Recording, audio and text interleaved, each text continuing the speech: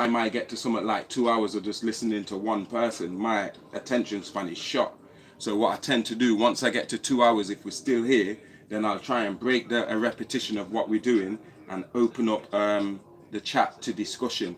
Earlier on, I opened up the chat to have some questions. There's hardly any questions. Like, what's going on? Either I've did a fantastic job, or maybe y'all feel a bit intimidated or whatever. So what I'll do, instead of reading through comments, I'll invite people up, and whoever comes up, they can speak a little about what we've just learned, or you can ask a question, yeah, rather than me scrolling, because that scrolling is annoying, man.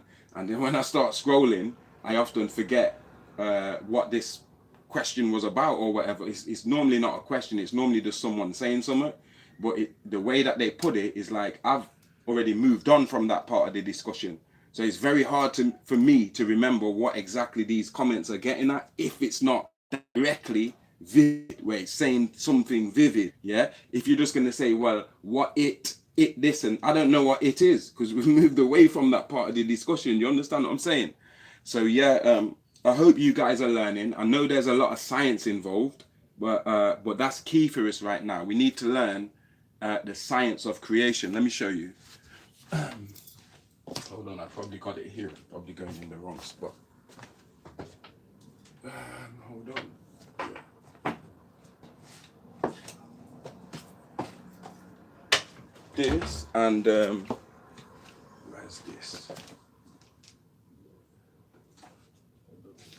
See, I'm just surrounded by books, yeah. Right, these are the two that I want, right? Yeah. So you see this, yeah? This comes from The Science of Creation. This, Questions to Dr. Malachi York About the Beginning. This is a real profound book. But I'm not going to go into this until I've reached a certain stage with my audience. Then we can go into books like that and go back into this. Right? All of this is tied to what Dr. York came out with a book called The Science of Creation. It's deep.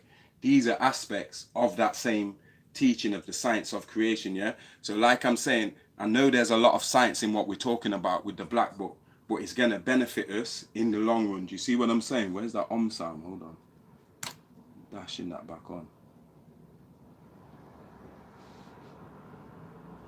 And outside, so hot. I'm sure you can see the light coming through the window, even though I got the blinds down, yeah?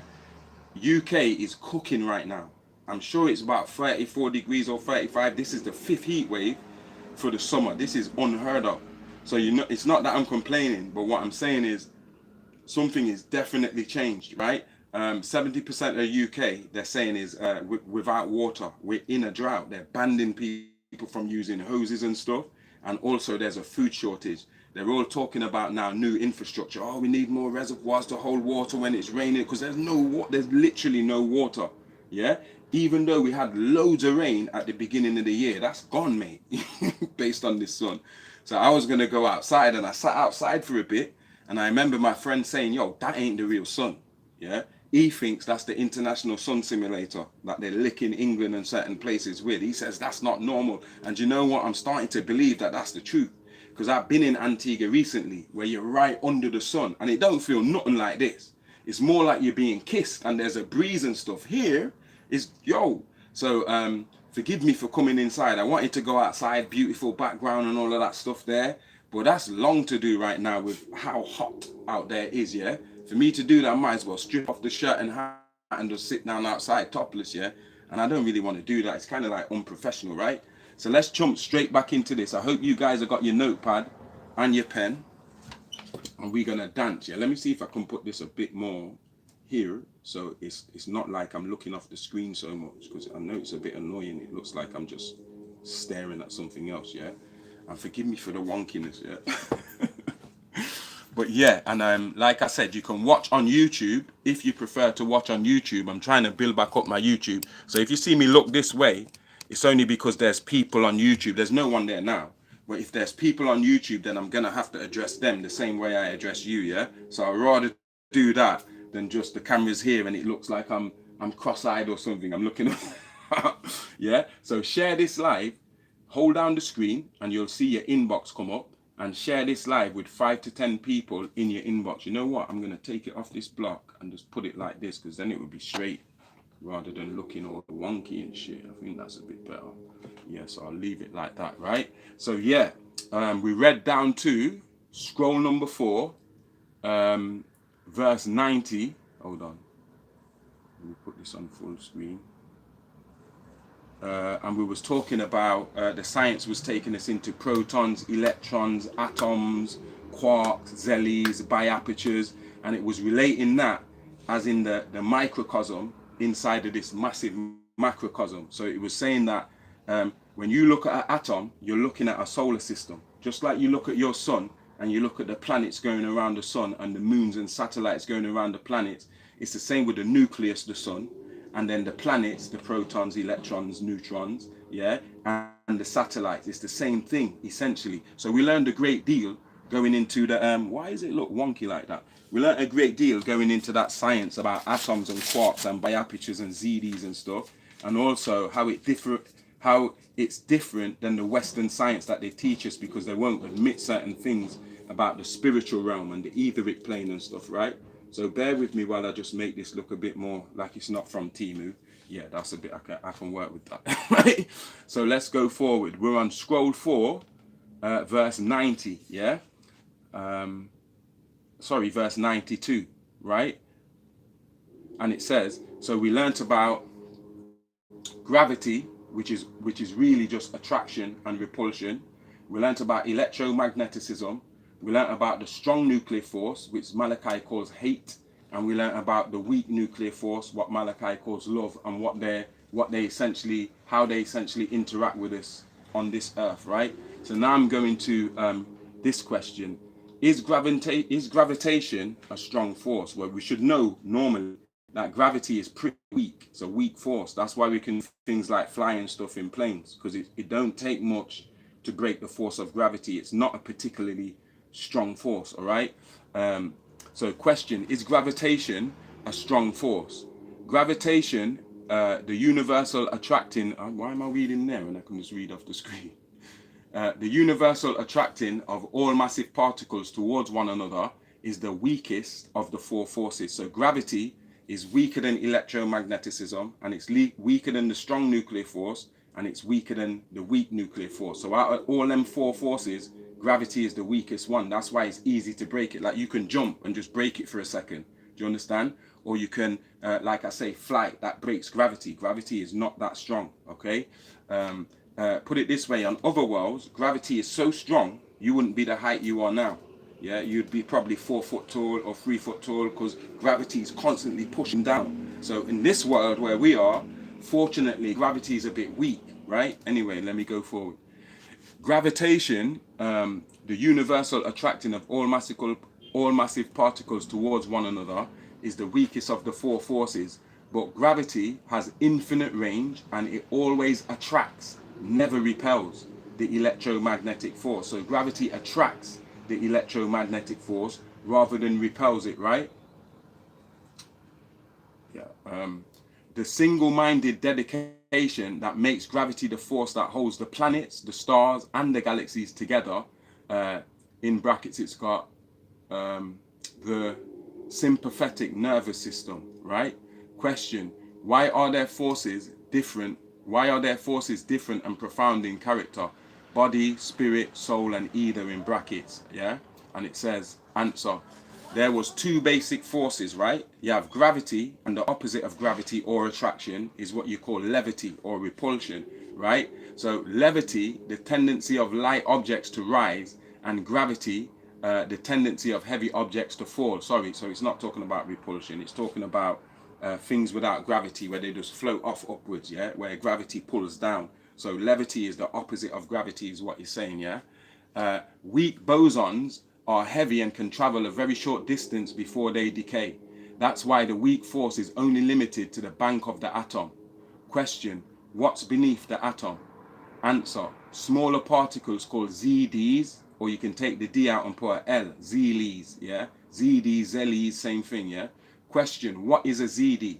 Just as you have what's called the lightest element, hydrogen, once the hydrogen atom splits, it became quarks, yeah? Once the two pairs of quarks split, they become biaps, which is short for biapertures, which means two parts, yeah? Two apertures, yeah?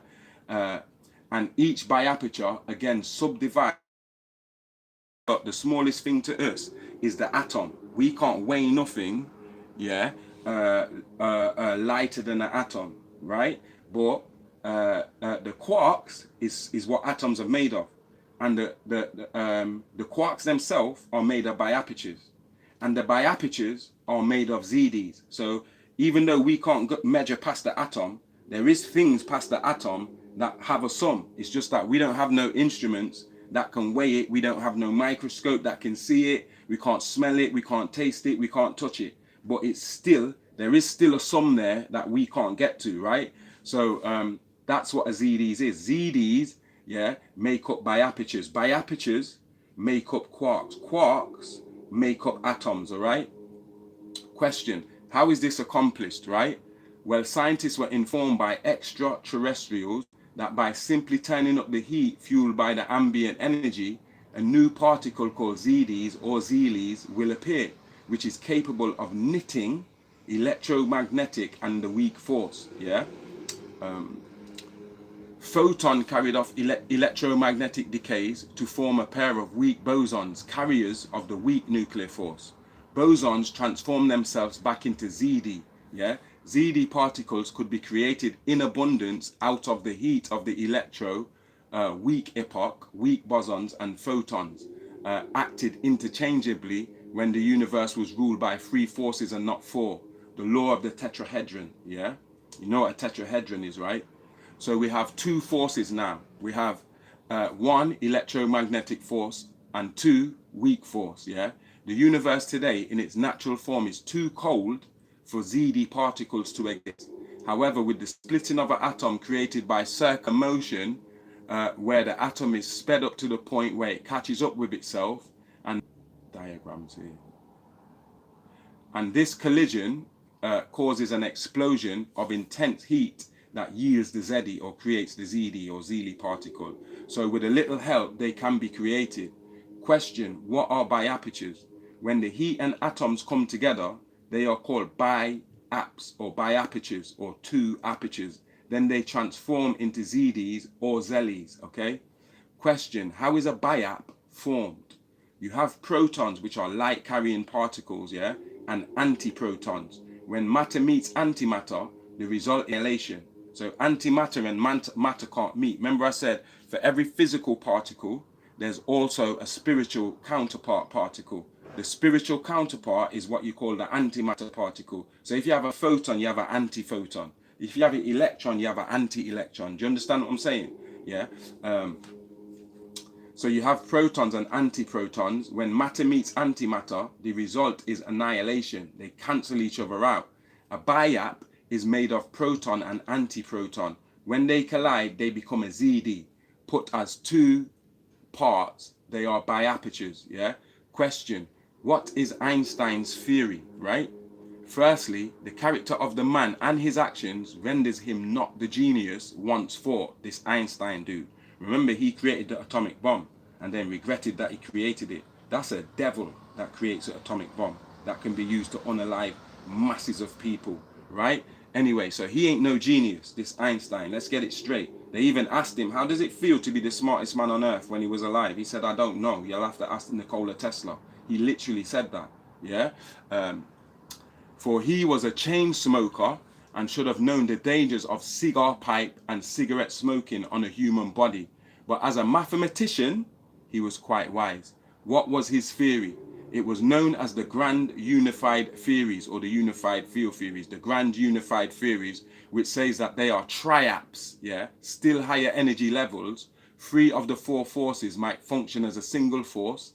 Exotic particle would do the work of unification. It's called a quant, yeah, from which they derive quantum, yeah, the unknowing, referring to it as the X particle.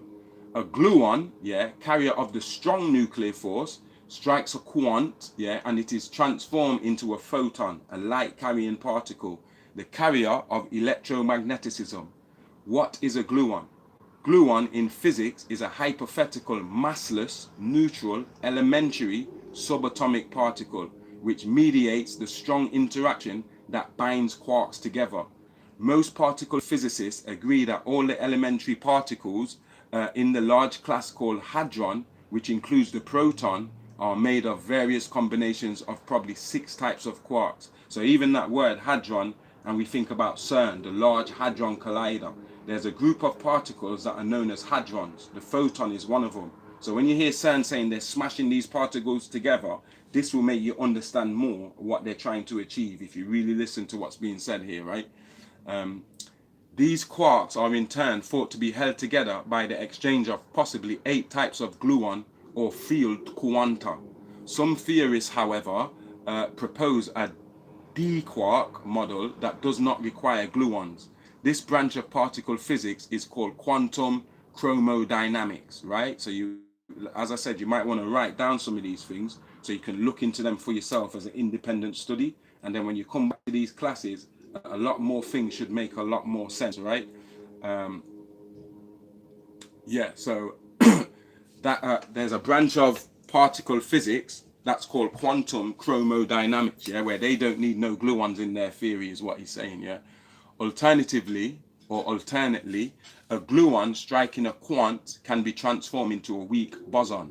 Question: what do energy particles live on? Particles of energy live on borrowed time. Do you understand? They gather themselves up from the stray energy in a vacuum, then go back on into existence. Yeah, this is what you call quantum fluctuations. Even if we make a vacuum, because we can never make a perfect vacuum on this planet, neither can we make a perfect vacuum in a lab, because nature abhors a vacuum. So anytime that there's a vacuum, nature fills it in. Dash oxygen in there, whatever, yo, fill it in. Nature that abhors a vacuum. So we can never make a true vacuum. We can get very close. But when we look and check this vacuum, we're going to see like what's called quantum fluctuations, which means there's subatomic particles that come into the vacuum and come out of the vacuum, come into the vacuum and come out of the vacuum, come into the, you understand, we can never create a perfect vacuum.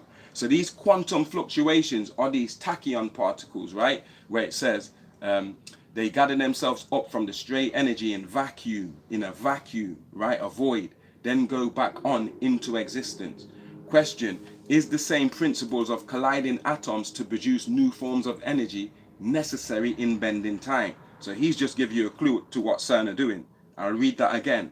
Is the same principles of colliding atoms to produce new forms of energy necessary in bending time? So these niggas are trying to travel the timeline.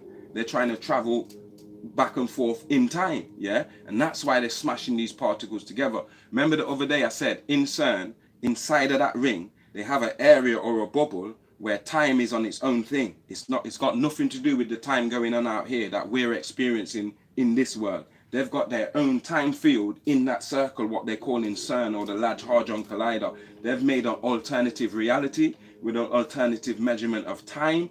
And like I said, they look into time travel and shit, right? Hold on. So the question is the same principles of colliding atoms to produce new forms of energy necessary to, in bending time, yeah? Yes, it is, yeah? To speed up the distance of the upper perimeter to the cloned body, which results in the particle arriving at the upper perimeter, the point of origin, before the particle of the body can complete its journey through the clone to arrive at the same point. Thus, time can be reversed and traveling in the past accomplished. This is what CERN are doing, yeah? As long as the two particles or beings that are the same do not come into physical contact, meaning the matter particle and the antimatter particle, you see when they're showing you these time travel movies and a man goes back in time and sees himself and they're telling you, oh, don't touch yourself. If you touch yourself, the two of you will just annihilate each other. So like I said, Hollywood is always giving you the truth in their movies, you know. They may sensationalize it a bit, yeah, and change the black to the white and the good to the bad or whatever. But essentially, they're giving you the truth in these movies. Even simple movies like Marvel movies and you see time travel and shit, it's real shit that's behind those theories and stuff. They're not just giving you some make-believe shit in these movies, you know. Anyway, yeah. So as long as they do not come into contact with each other, they won't cancel each other out, right? Question, what would happen if they do come into physical contact with each other? In this case, the same particles would be occupying the same place at the same time. So if you go back in time and see yourself as a youth man, and you think, oh, look at me, you go and touch yourself, that's you, two different versions or expressions of you occupying the same space at the same time. It can't happen. So both of you will cancel each other out. And what that means also, make note of this, all your friends, all that's cancelled. Everything to do with you never existed. You cancelled yourself out. Do you understand? That's how deep this shit is, right? Hold on. And remember, this is not no tinfoil hat conspiracy theory. These are fucking Maxwell's and Einstein's equations. This is Einstein's theory, right? Not no dude in his mum's basement wearing no tinfoil hat. This is Einstein's theory. It relates to relativity, right? Where he said, yo, time travel is real. Even black holes, wormholes, all that shit comes from Einstein. It don't come from Hollywood or no 40-year-old living in his mum's basement sitting in a tinfoil hat and his briefs. Yeah, this is real science that I'm giving you here. Time travel is real science, right? Hitler, Trump, all of them had time machines or have access to time machines. If not always, at certain points or at some point they did, right?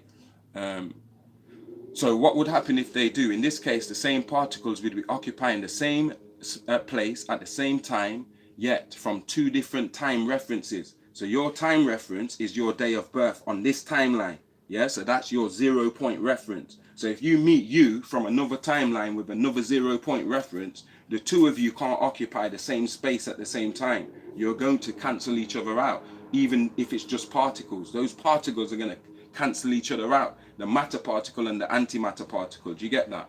Right? Question, what about in the case of the human being?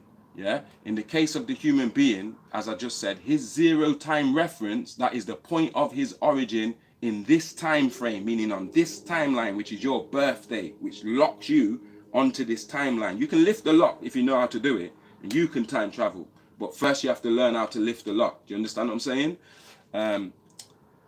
Would cause his counterpart to merge, turning inside out. It would also eliminate all and every created thought and people who came in contact with the being or the person. You see what I'm saying? Right? Question, what about dealing with energy, right? In energy, this same principle, by altering the vibration levels, can be made to facilitate the same space at the same time. So we, the ancient ones, knew to separate by referring to one as an atom and the other as Adam, right? So from atoms to Adam, yeah? Or I should say atom, or I should say first atom to Atum, the Egyptian god, to Adam. They're all phonetically the same word, right? Are you saying that Atom and Adam of the Bible are the same?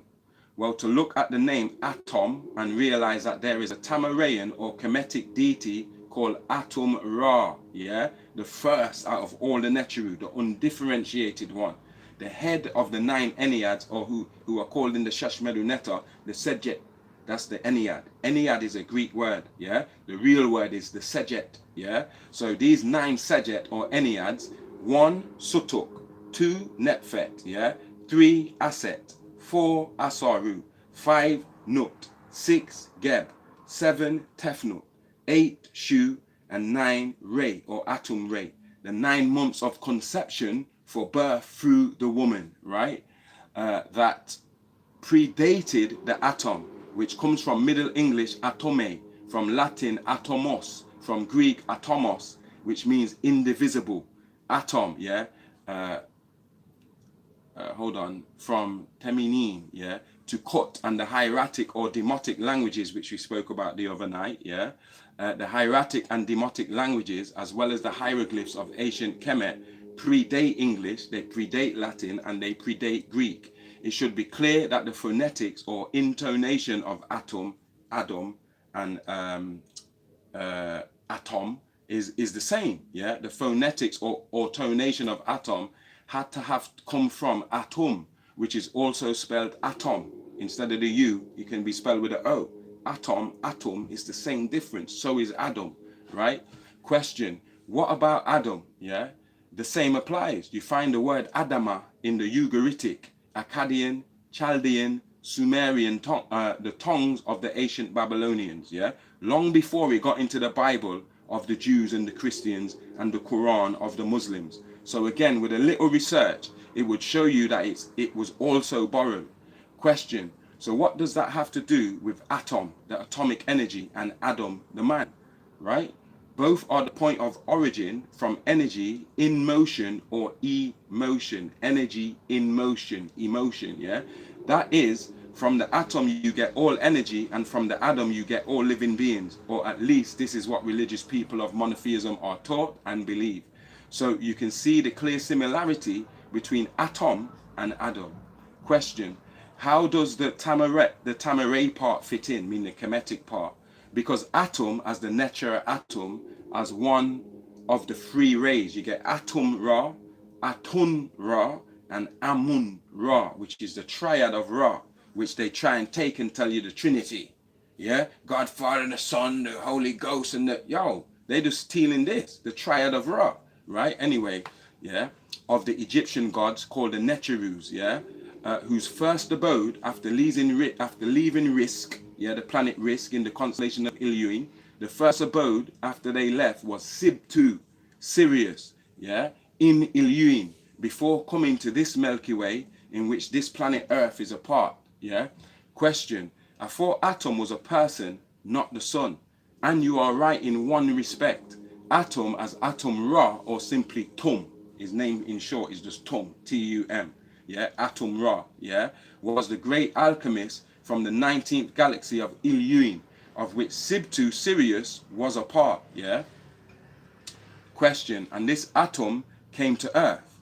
Kani, which means correct. This atom called Atum-Ra or Tum was one of the incarnated Necheru priesthood called the Sem priesthood, and was the father of the project Nun. Thus it is said, Nun gave birth to Atum, yeah. So this Atom was the son of Nun. Yes, symbolically speaking, as it was taught previously, Atom is the son of the force of the chaotic waters, Nun, whose semen was placed in the womb of Nunet, his consort, bred Atom, and that's what bred Atom. And this germ, as the sea man or semen, yeah, was extracted from Atom as sperm and placed in the womb of the dolphin for transportation from one planet to the next, right? This is called in vitro fertilization. The word womb is dolphin from the Middle English, from Old French dolphin, yeah, blend of dolphin, the Old Provençal dolphin, both from medieval Latin, yeah, Delphinus from Latin, Delphinus from Greek, Delphis, Delphin from Delphus, meaning womb, yeah. Why do you think dolphins are so close to humans? Right? Why do you think dolphins will help you if a shark is trying to attack you? Because the dolphin remembers what you don't. It remembers the connection. When Mars was destroyed and they had to shift the project from Mars to Earth, they put all the cells in the dolphins and transported the dolphin, which is a Vulcan deity. It's not even native to Earth. Yeah, they brought the dolphins here for that reason, because the dolphins were transporting the genes. So the dolphins never forgot that you and them are eternally tied in a story. So if you drop in the water and a dolphin see a shark that could come yam you, the dolphin's likely to come and fight the shark, even if it knows the shark's going to eat it. You're going to get rid of it. The dolphin is likely trying to protect you because it remembers what you don't. And that's why the authorities don't want you telepathically talking with dolphins. Dolphins can heal you, autism, all type of different shit, especially in your children. They don't want you nowhere near the dolphins, because the dolphins are going to make you remember some shit, right? Anyway, sounds crazy, right? Go and check it out for yourself if you think I'm capping, right? So that word dolphin means the womb from its shape, yeah? Scientists today have just discovered that the human genes is closer to dolphins than any land animal, as was recorded from the Discovery Channel on the 24th of August 1998, taken from Discovery Channel Online, and I quote, "For years, marine biology has told us that dolphins share many traits with humans, including intelligence and friendliness. Now, a comparison of dolphin and human chromosomes shows that the genetic makeup of dolphins is amazingly similar to humans." That's YT telling you that on Discovery Channel, right? We've been telling you this since the 90s, since 1996, nigga, right? In fact, researchers at Texas A&M University have found that dolphins have more in common with us genetically than cows, horses, or pigs. End of quote. Actually, it's not the end of quote. Researchers at Texas A&M University applied paints or fluorescently labeled human chromosomes to dolphin chromosomes. Of the remaining 9 dolphin chromosomes, many were rearrangements of their human counterparts. Researchers also identified 3 dolphin genes that were similar to human genes. Until now, researchers have never been able to do genetic studies of dolphins because they are a protected species, making it difficult to get tissue from them. Question: what was the Dolphin Project? This Dolphin Project is called the Fishman, and the genes were transported to this planet in the dolphin by artificial insemination, which led into cloning. Why there are 7 copies of each person on Earth. Did you hear that? So there's 6 other copies of you on Earth. You might go somewhere and see someone and say, yo, my man look like me, you know. Or you might go somewhere and someone tells you, yo, you look like, are you from Birmingham? I get this all the time. Man will tell me, hold on, are you from Birmingham? I'm sure I've met you in Birmingham. I'm not from Birmingham, bro. I'm from Leicester. But I get this all the time. Are you from Birmingham? But all of us have got 6 other copies of us. And they are clones. We're all clones of each other. That's how the Anunnaki seeded this planet, right? One of them might be in America. You might have a Jedefre lookalike walking around in Canada. You might even find one in Kenya or some shit like you ever seen like they find some lookalike or somebody somewhere and say, oh shit, this guy looks like Mike Tyson. Or oh shit, this guy looks like Vladimir Putin. All of us have got 6 clones or 6 copies on the Earth. Let me go forward. Where was that? Why there are 7 copies of each person on Earth. What do you mean by chaotic waters, right? The lymphatic and circulatory system of the human being, where the chaos begins, is when the sperm released from the male, millions by millions, chaotically races for the egg in the ovum, and 1 or 2, in the case of twins, succeeds. Yeah, these are chaotic waters, for this is all done in the liquid system of the body of the female. Question: how was this done? Right, the process was done by in vitro fertilization, transporting genes in the dolphin to this planet, yeah, which in time with much care became the fungi and algae of the seas, and then it was placed into the test tubes of the gibbor, or alchemists who bred mortals. These gibbors are deities, like they're half man, half God, right? So these are in Genesis 6 verses 1 to 7, when it says, and in those days there were giants, and the sons of the gods came down unto the daughters of men, and they went into them, right? So, and they produced Gibor, or Giborim, mighty ones, majestic ones, classical heroes, men of renown, tyrants, okay? So these Gibor, some of them were alchemists, and they are the ones who were breeding mortals, right? Question: so Nun is a laboratory project? Yes, Nun, also known as Nu, which is the sacred and symbolic name used in the laboratory for this great project of seeding the planet Earth with the genes of Amun and his consort Amunet, also known as Niu and Niut, yeah? Question: I thought Atum was the son of Nun and Nunet. Yes, Atum, as mentioned, is a part of a triad of 3 geneticists called Ra, yeah? The all-seeing eye, which oversees the project, symbolic of the iris of the eye, and iris means rainbow, or the Rainbow Project. Now, just what is the Rainbow Project, right? It's where the geneticists set out to breed or refill this planet with beings similar to themselves, or Ra, Ray, or replenty the Earth, yeah, with humans. So you see how this links back into the Genesis story, as Genesis is really called Bereshith, the reconstruction, the replenishing, yeah, to replenty the Earth, or replenish the Earth with humans and protect their frail beings from the direct rays of the sun. Question: and how was that to be done? By creating a bugger or curvature of spears, as the rainbow is an arch of all 7 spectral colors appearing in the sky. 1, red, yeah? 2, orange, yeah? 3, yellow. 4, green. 5, blue. 6, indigo. 7, violet. And these come from the direct rays of the sunlight, broken down or bent as in a bow, right? Question, odd, and make note, angels is really just you saying angles, the angles of light when they hit that dome and how them angles come down onto the earth. It's the same difference, right?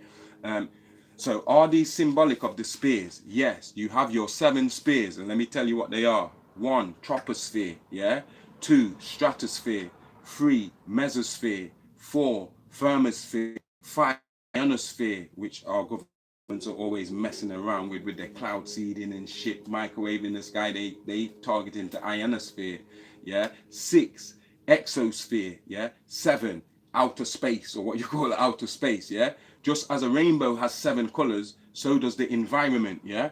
It also has 7 spheres or 7 layers of in a mantle to protect this newly created being, me and you, from the ultraviolet and gamma rays coming from the sun, right? Question, who are these 3 geneticists? All 3 deities are one in the order of Ra or Re, yeah, but they're not all the same. They're actually 3 different deities. Atum, the undifferentiated one, right? Atum or Aten, like Akhenaten was talking about the Aten, yeah? That's the high point, yeah? The unique one. And then Amun, which is the low point, the hidden one, yeah? So Atum represents the sunrise, the sun in its first coming into life, or Atum represents coming into being. So it's undifferentiated at that point. You can't tell what it's going to become yet, but that's the first point of becoming.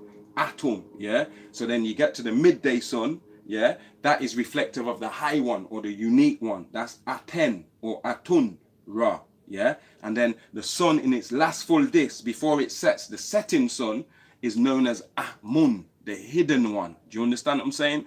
All 3 are 3 geneticists that are in the order of Ra or Re. Re is an order. Just like I said, Anu is a seat, and they've had 9 different beings that have sat on that seat. When you say Ra, it's an order, just like a Masonic order, and they have different geneticists that belong to this order, and it's the same with all the Neteru. Asaru is an order, right? Isis is an order, not just one being. So when she's gone, somebody else will become the Isis. When that one's gone, somebody else will become the Isis. When that one's gone, somebody else will become the Isis. Like I said, we were never meant to worship these Netchers. We didn't even call them gods. We don't have gods. We are agnostic. We have an agnostic religion where we don't even recognize gods. We recognize expressions of the Netcher. The Netcher is the only God, which is in essence to say the all that there ever was, the all that there ever is, and the all that there ever will be. The great mind of God. That is the Netcher. Neteru are only expressions of the Netcher. So therefore, Egyptians are not polytheists, like monotheists like to act like if we acknowledge the Neteru, that means we're into polytheism. We never told you these Neteru are gods. You said that, you Egyptologists and shit. No Egyptian is telling you these Neteru are gods. They're telling you their natures, their watchers, their expressions. You understand? Anyway. So those are the 7 layers we're talking about, yeah.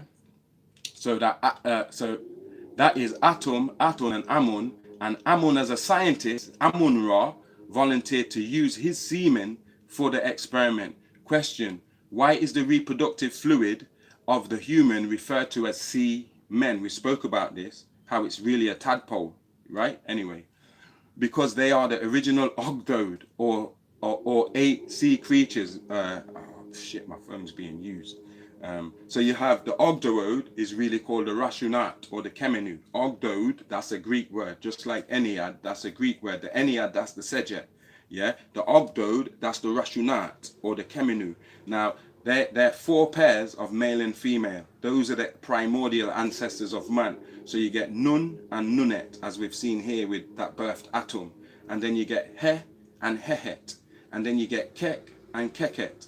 And then lastly, the 4th pair, you get Amun and Amunet. Those are the Ogdoads, yeah? So because they are the original Ogdoad, or 8 sea creatures that emerged from the island of flame, referred to as in your Bible, yeah? Of Chaldea, where Abraham's supposed to have come from, okay? It's in your Bible, right?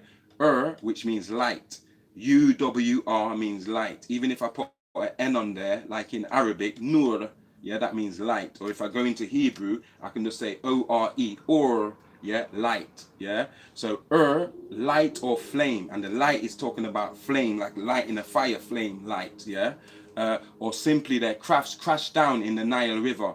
These beings, these 8 Ogdos, they weren't humans, yeah? You see them little greys, yeah? The little Ramadians, that's what they were. So that's why in the second semester in your mum's belly, you look like one of them Ogdos. You looks like a grey.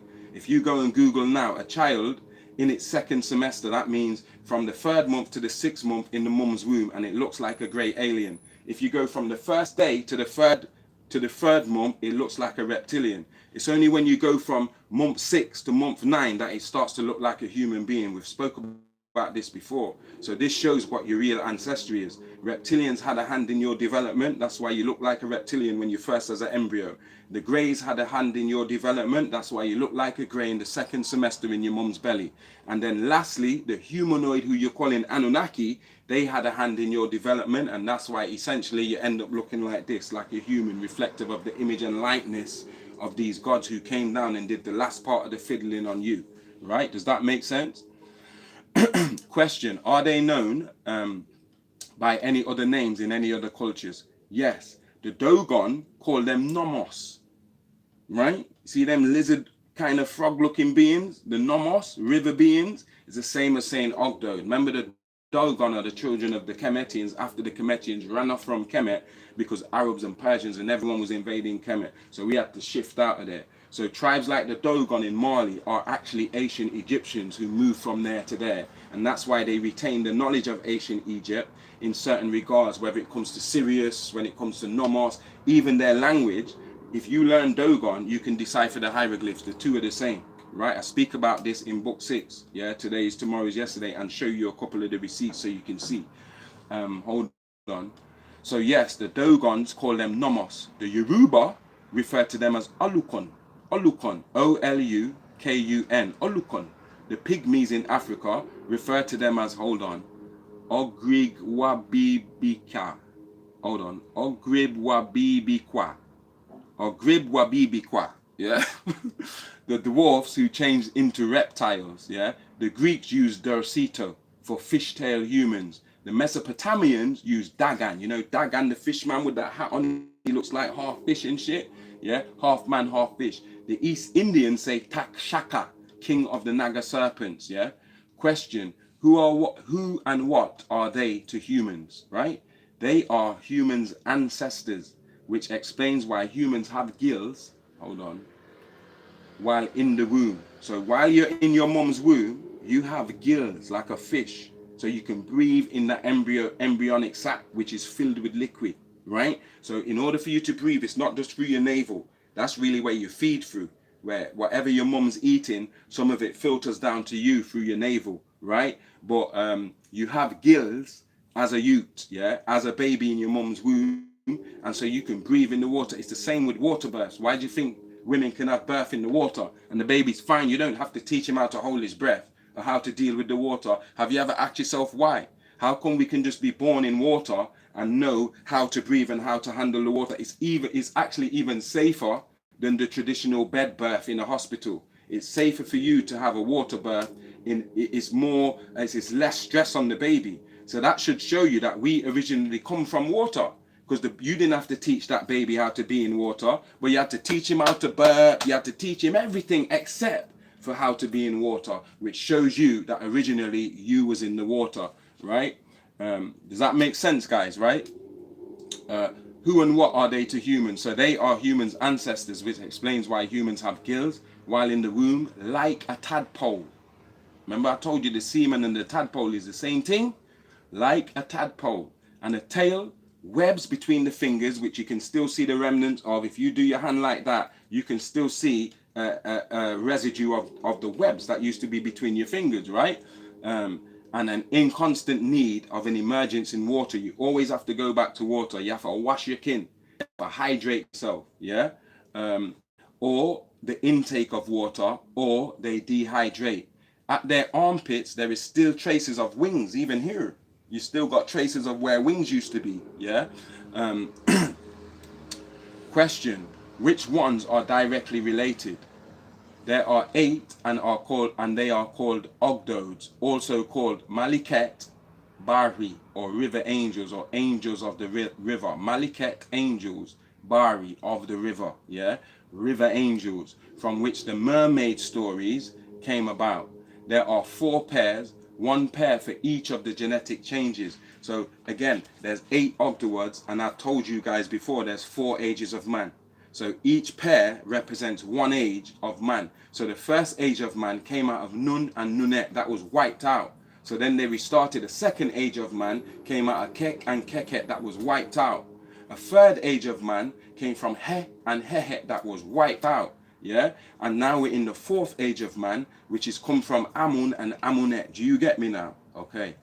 And so each time that you had the first age of man, when that went and now you have the second age, there was a genetic shift.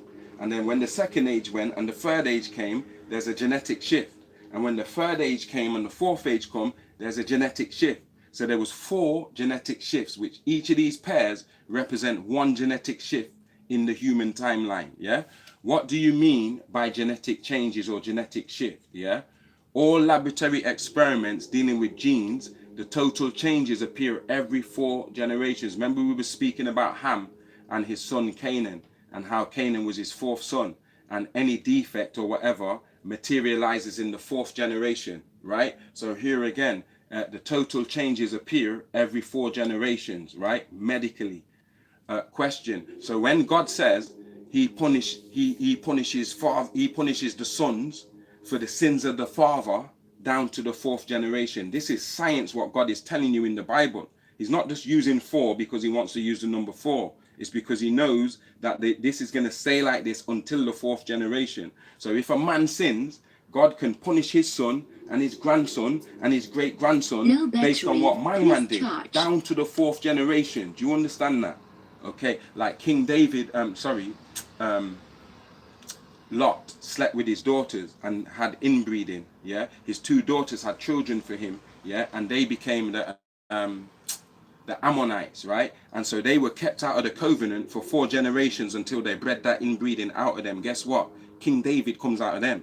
But 4 generations later, after they've bred out the inbreeding, do you understand what I'm saying? No battery. So this is what I mean. Let me turn this off. This is what I mean by this is what he means by the total changes occur every 4 generations. Are you guys with me? Question. Who are the 8 or 4 pairs in ancient Tamaray? They are Nun and Nunet, He and Hehet, Kek and Keket. And make note that one of NASA's telescopes is called the Keck telescope, right? Amun and Amunet make the 4th pair, whose secret names were Niu, Niu, and Newt, Niut. You also had another breed of genetic strain, yeah, that were known as the Dogri, or evil beings. So they're like the opposite polarity of these 8 ogdos, yeah? So the 8 ogdos are agreeable in nature. And these ones we're going to talk about here, the Dogri, these are evil beings who also lived in the Nile and from whom the serpent of your Bible came, right? Question, is this the reptilian or devil story? Yes, yeah? This project was called the Apophis. Apophis is the Egyptian way of saying the serpent. Apophis is the enemy of Amun-Ra, who fights against Amun-Ra every time Amun-Ra goes in his solar bark, yeah, and Sutuk has to defend Amun-Ra and fight against Apophis every night, every time the sun goes through the underworld, yeah. So yes, this project was called Apophis, and notice they launched Apophis missiles in 2024 at what they called an eclipse. That weren't no eclipse, but they're out here with the army out launching off Apophis missiles. And Apophis is the Greek way of saying it.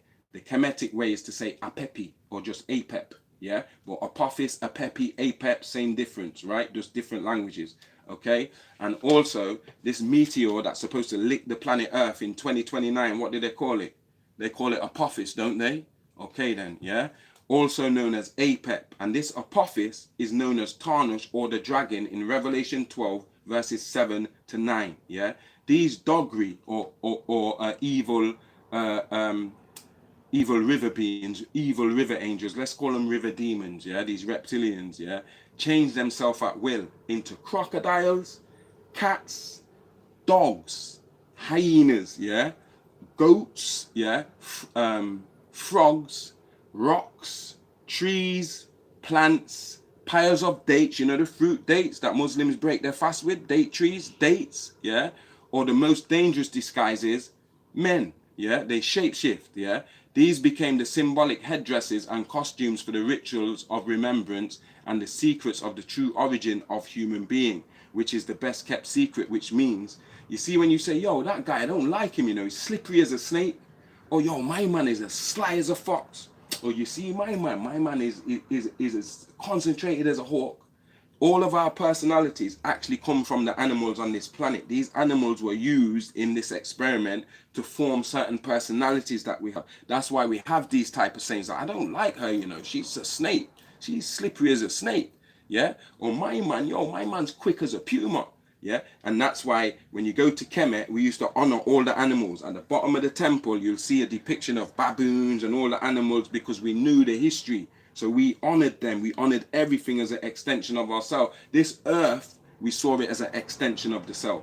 So anytime you're harming the earth or any of the animals, you're really just harming yourself, if that makes sense, right? Question: who oversaw this laboratory experiment, right?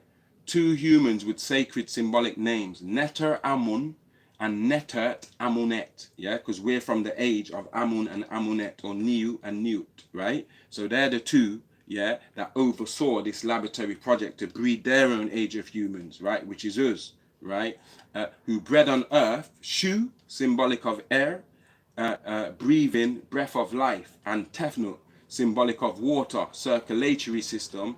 It is recorded, I breathed, which is Nashama in the Hebrew, breathed, yeah, into his, sorry, they're showing all the Ogdoads here. I've showed them in one of the clips I put up this morning at the end, where you see the black book and you see the 8 faces around it, the 8 beings. Those are the Ogdoads, yeah. I breathed the breath into his nostrils, the breath, nefesh, yeah, of life, khay, yeah, and man became a living nefesh. So you can find this in Genesis 2, verse 7, right? But it will say it different in there. It will say, "And the Lord breathed his spirit, his nafs, into the Adam, and the Adam became a living soul." So it's a bit simpler, but it's the same difference, right?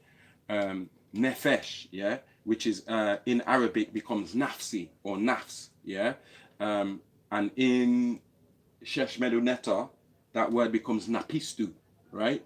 Anyway, Nephu, the seed made flesh by what is called self-fertilization, is in actuality the power to procreate on their own, called the firstborn of the Neteru gods, called Hu Mim for the woman and Hu Min for the man.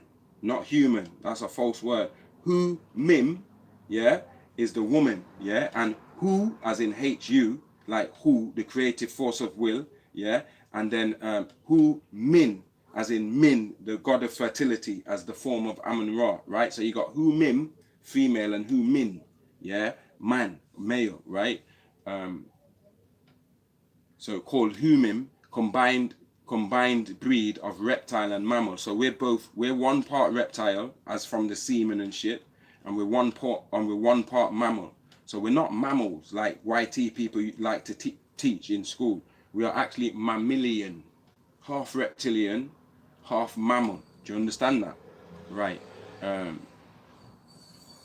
Question, then what happened, yeah? After this, these sons of the gods, the Necheru, Anunnaki, Nephilim, Gibborim, went into the daughters of men sexually, yeah?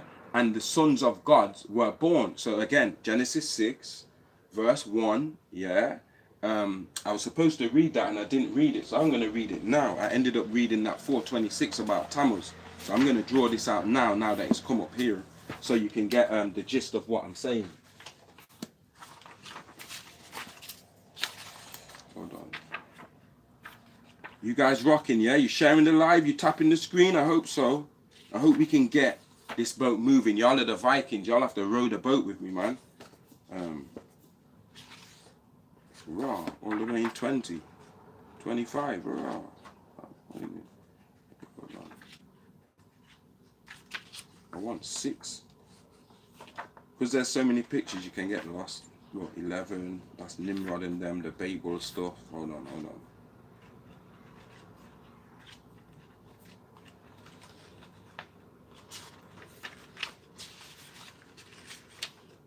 8, 6, right? So that's 6, 3. So I need to go back a bit more. So I might as well show you these, yeah? Methuselah, yeah? The longest living human on record in the Bible, 956, I believe. Lamech, yeah? Lamech and his wife, right? So I'm doing this so I can show you Shem, Ham, and Japheth. Yeah, Noah and one of his wives, the one that survived with him on the flood. Noah, or Utnapishtim, and Naamah, the mother of Shem, Ham, and Japheth, who were triplets. All of them were born in the same year to the same man Noah. Yeah, you can read about that in Genesis 5:32. Yeah, where it says Noah was 500 years when he had Shem, Ham, and Japheth with this woman. That means they're triplets. Yeah, and so here I'll show you Shem, Ham, and Japheth. Shem, Ham, right? Shem and Ham. The one with the big afro is Ham. The one with the small afro is Shem, right? And so now let me show you Japheth. Japheth, or if you want to use the J, Japheth, right? So now let me read this, Genesis 16 for you. Right. Chapter 6, the life of the Adamites, right? So you should have your Bible and read yours in your Bible so you can see how much they've left out in yours, right? Whether it's King James or New Standard English, even if it's Geneva Bible, you'll see how much is left out. So let me start. 6. When in time the Adamites tribes began multiplying all over the surface of the ground on the outside of the enclosed garden, and many daughters were born to them. So this is after Adam and Eve was kicked out the garden, and now they're proliferating, and many daughters are being born, yeah? So here's a note. In Genesis 6:2, the Bani, disagreeable sons of the Elohim, is referring to the disagreeable cherubim Anakites, yeah?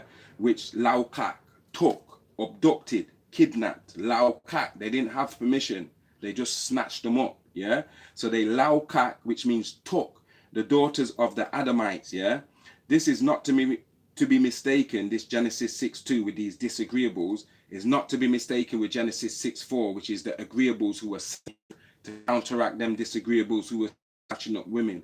Now we got to send you agreeables down there to breed with certain women so we can have a counter force, because those Nephilim is now breeding up. These got giants, they got tyrants, so you're going to have to breed up among the children of the Adamites so we can balance out the gene pool of man.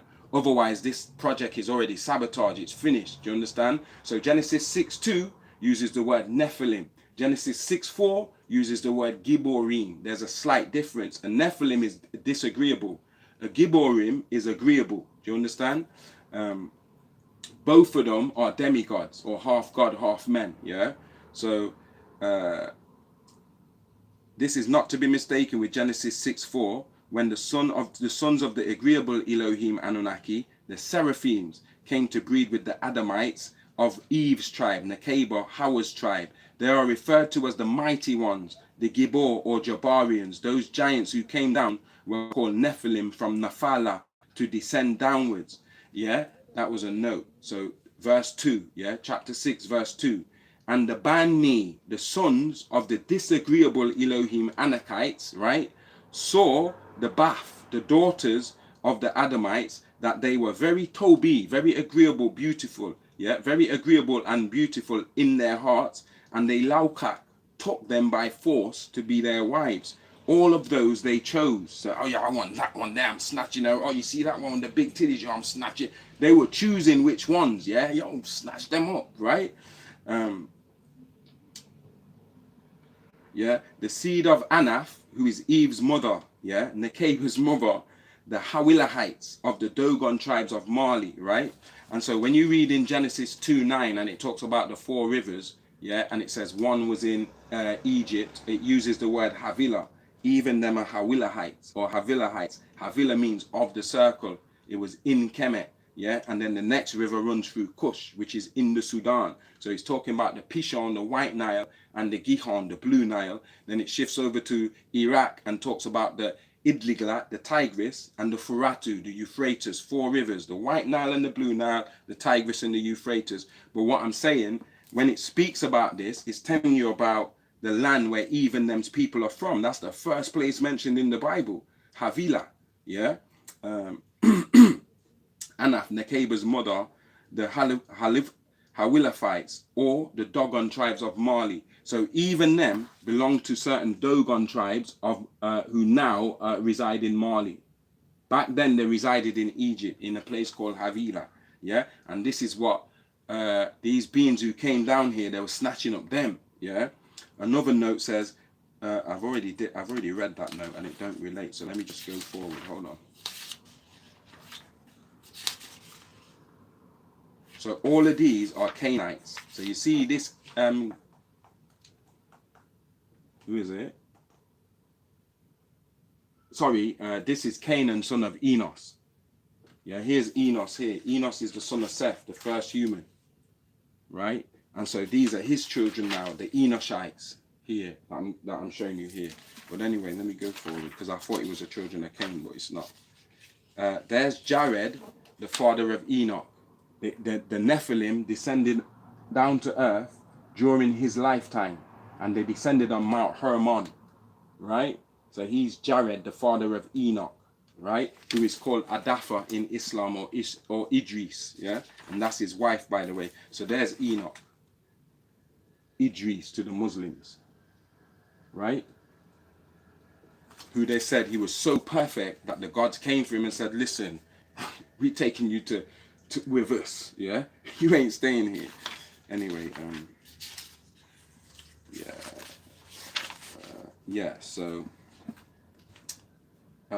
so this is chapter 6, verse 3 I'm going to read now, right? Verse 3.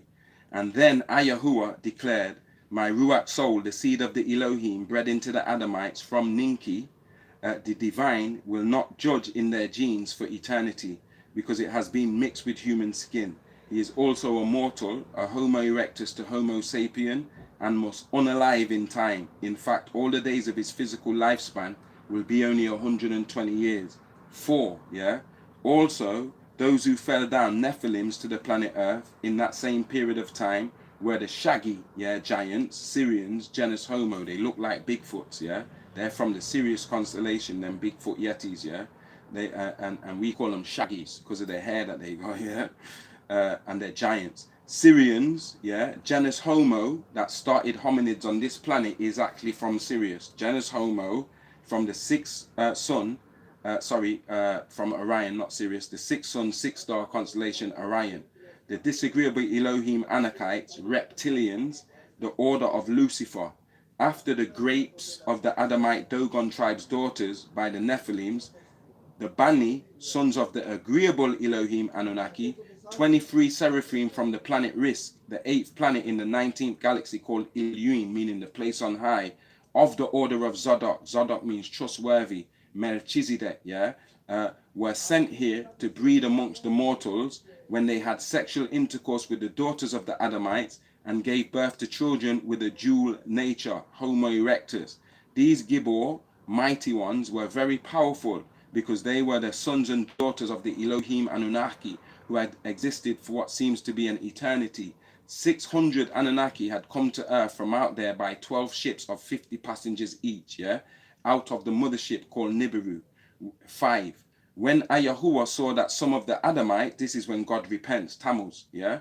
When Ayahuah, who in this instance is Tammuz, it's not saying El Yahuwah, the Most High. It's saying Yahuwah. All of these Elohims are Yahuwahs or Yahwehs, right? The main one, they use the title El Yahuwah. But if it's just saying A, like Yahuwah, it means any of these Anunnakis. It don't always tell you which one, yeah, until you go further in the story. So here, when you see when Ayahuah, in this instance, it's Tammuz, yeah, saw that some of the Adamites who he had been assigned over, who had mixed in with the giants, became Ra'ah, disagreeable, were converting to Hinduism and spreading and multiplying in the planet Earth, and all they fought was selfishness and greed and dishonor, and that their heart was turned towards rebelling every day, the order of sin under Leviathan, the sex serpent of the Luciferians. Note, yeah, according to Genesis 6:6, Yahuwah of the Elohim named Tammuz, the Adonai or the Adonai, when Hebrews say Adonai, they're dealing with Tammuz, right? They're not talking about the Most High. They're not talking about Enki. They're not talking about Enlil. Their deity is Tammuz. That's why on the Hebrew calendar, they still have the month for Tammuz. That's why in Ezekiel 8:14, you find the women in the temple of the Lord weeping for Tammuz, because Tammuz is the Lord in that temple, right? And it's the same in Genesis 4:26 when it says, and then man began to call upon the name of Yahweh. It's Yahuwah, Yahweh. In this case, it's Tammuz, who's been assigned as the Messiah over man, yeah, for the children of Seth, right? As Adonai or Rab, sustainer, appointed over earthlings as the one deity to whom they should have no partners, who also called Allah, he was sorry or repented. The Aramaic Hebrew word used in this quote is naukam, yeah, for his involvement in the making of the Adamites that had become disagreeable or ra'a, like the cherubim as Enochites, and you can find this in Genesis 4 verse 17, and Enosites, Genesis 6 verse 5. Every thought,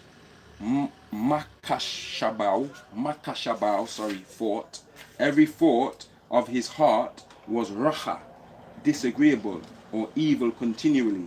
Then again, in Genesis 6:7, it states that Yahuwah will destroy man off of the Atum-Ra, face of the earth, for it now come, repented him, or he became displeased, yeah, with what he has made. The seed of Adam was put under a spell. The Elohim are on their way back now from Elohim, the place on high, a 7,200 year trip. The spell of sleep, or the spell of Kingu, that is enforced every day for 6,000 years. 3,600 years it takes for them to go home, and 3,600 years it takes for them to come back, which is 7,200 years. Subtract 6,000 years, and you're left with 1,200 years. The Elohim will return August the 12th, 2003. Yeah, August the 12th. You see that August the 12th. Today is August the 12th. Yeah, right? And so you see this August the 12th keep coming up. I'm not making shit up.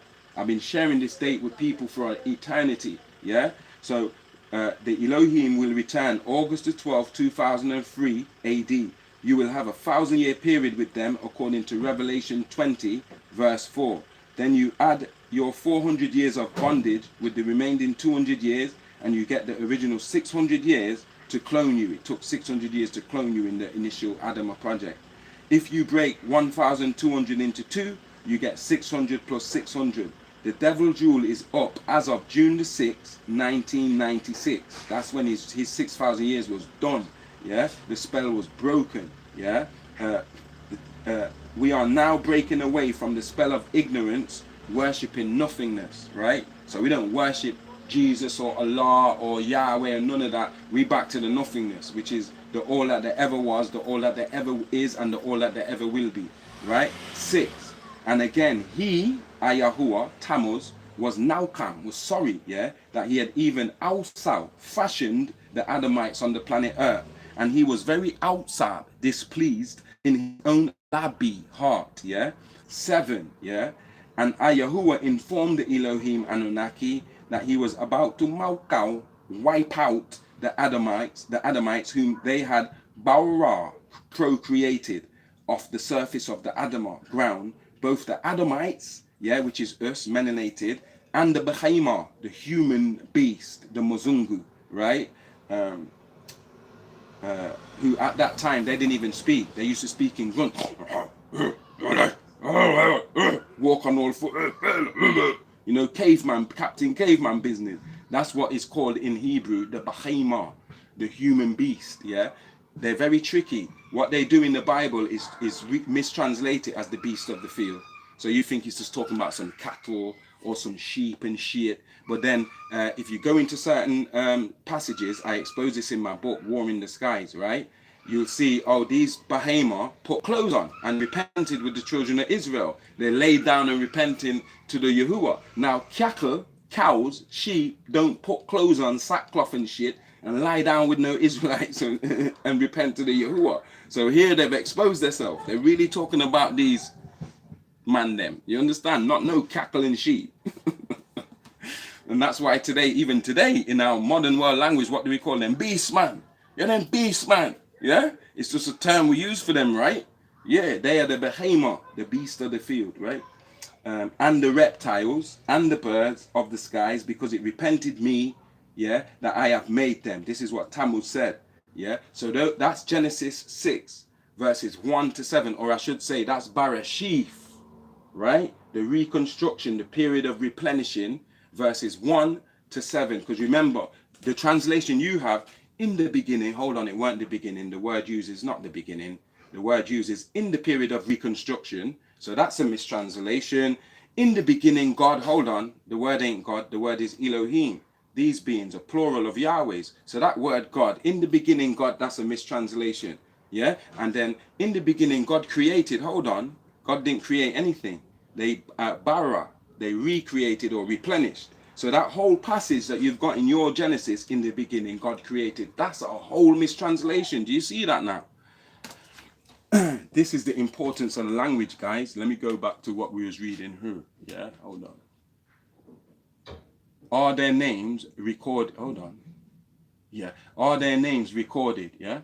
Yes, they are recorded in the ancient Tamaray as Geb, yeah, symbolic of earth, the body, and Nut, symbolic of sky, the mind. She begot Asaru, symbolic of vegetation, Aset, symbolic of red blood cells and corpuscles, Sutu, symbolic of ignorance, yeah, and Nephthys, symbolic of white corpuscles, yeah.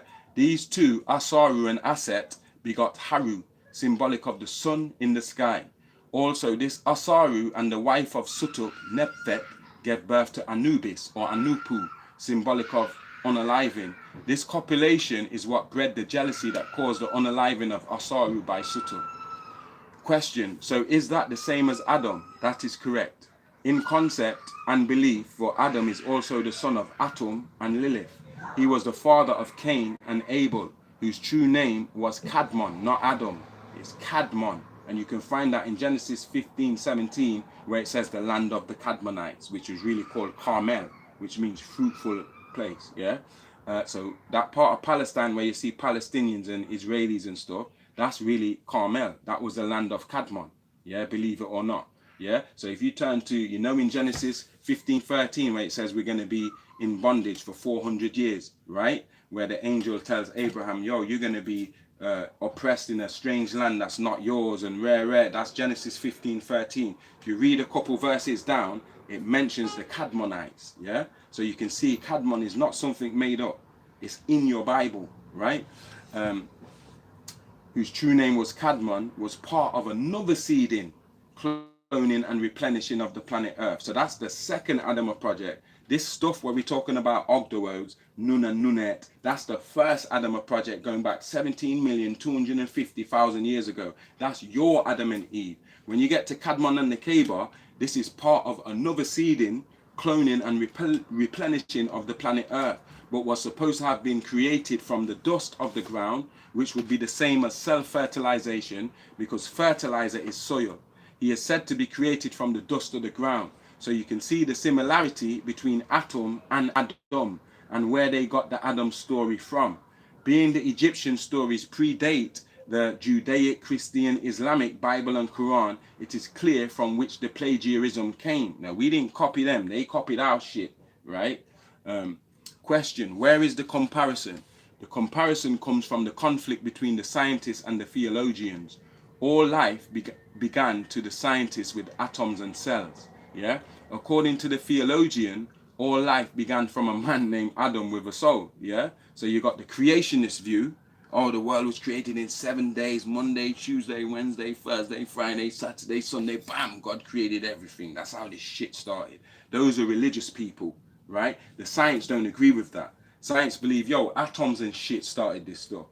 Them creationists believe Adam started this shit. It's essentially the same thing, right? Question. So was there an Adam in the Bible? Again, a little research will show you that all of the stories and fables in your Bible are copied from the Egyptian mysteries. So no, really it's Atum, and they just scribble up the story into this Adam shit, yeah? Information that all of your sacred societies the world over know and confirm. It is the religious fanatics, the self-righteous, let me get past these pictures, that are blinded by the great beam of light that prevents the inner sight. So how they say, Christianity is light, yeah, Islam is light. That's the blinding light that will make you squint, yeah. That's a blinding light. That's not the right light, yeah. That prevents the inner sight, yeah. Okay, scroll 5. When we get through scroll 5, I'll open up the chat. The beginning of plant life, the third stage. 19 times 8 equals 152. Excuse me. The ancient Tamarian deity over plant life is called Renennutet, yeah, also called Firmuthis. I am that I am, known as Neta Amanubi Ruakata, also called Atum-Ra and Tum, must let my voice be heard on this great deity.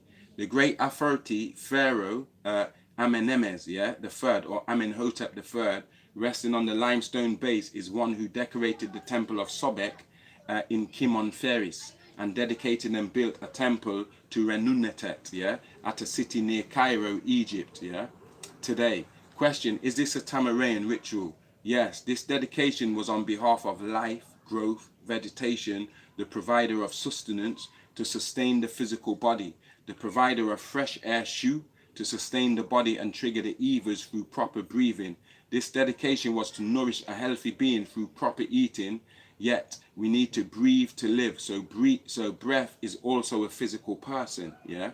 Question, what meaning of shu? Yeah. Shu in ancient Tamaray means uplifter, to uplift oneself. Yeah. He is identified with the air found in the hieroglyphs. Yeah. Hiero means sacred and glyphs means inscriptions. The script and the spoken tongue was hieratic, yeah, and demotic. And you find many mentions of Shu and his mate Tefnut in the old writing, yeah. Question, so is this Shu an actual person? Yes, he was, and also a symbol worldwide. Primitive peoples all over the world have identified air and breath with spirit, yeah. Question, so is respect of air respect of spirit? Yes, this is why in religious circles they are always looking for the Holy Spirit in the form of one of three persons, or for spiritual enlightenment through chants, dhikr, which in Arabic means remembrances or chants. It means chants, dhikr, yeah. Hymns, mantras, that all pertains to breathing and vibration through proper intonation, yeah. Thus, we must acknowledge this great deity Renennutet and make her message and methods known to the true seekers as to what was discussed in the dark chambers of Wa Set, which is Karnak Temple or Thebes, that great mystic shrine at Nuamun, Thebes or Luxor today, and the other two great cities, which is Heliopolis, which is really called the city of Anu.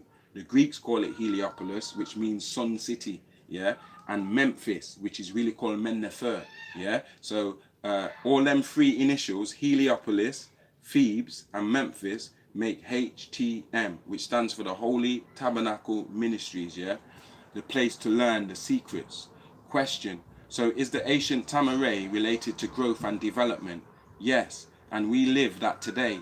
There were and are to this day cycles of growth, periods of time for that which is planted to grow. All farmers are in debt to the farmer of farmers, which is nature, Neteru, and there would be no growth without Ra, the sun. Question, when did plant life begin? During the third period of creation or recreation, yeah, by the Neteru Anutu, the first forms of life of this cycle as you know it began to appear, which were simple plants that began as one-celled organisms of classes known today as bacteria and algae. Those were the first plants. Where did these plants originate? They originated in the air and on into the waters, yet in many cases their structure and composition enable them to exist in all types of environments and conditions in which they can adapt. What's that say? I don't know who that is. Question, what is bacteria? Bacteria, which is a plural of bacterium, is any of the unicellular prokaryotic microorganisms of the class of Schizomycetes, which vary in terms of morphology, oxygen and nutritional requirements and mobility, and may be free-living, saprophytic,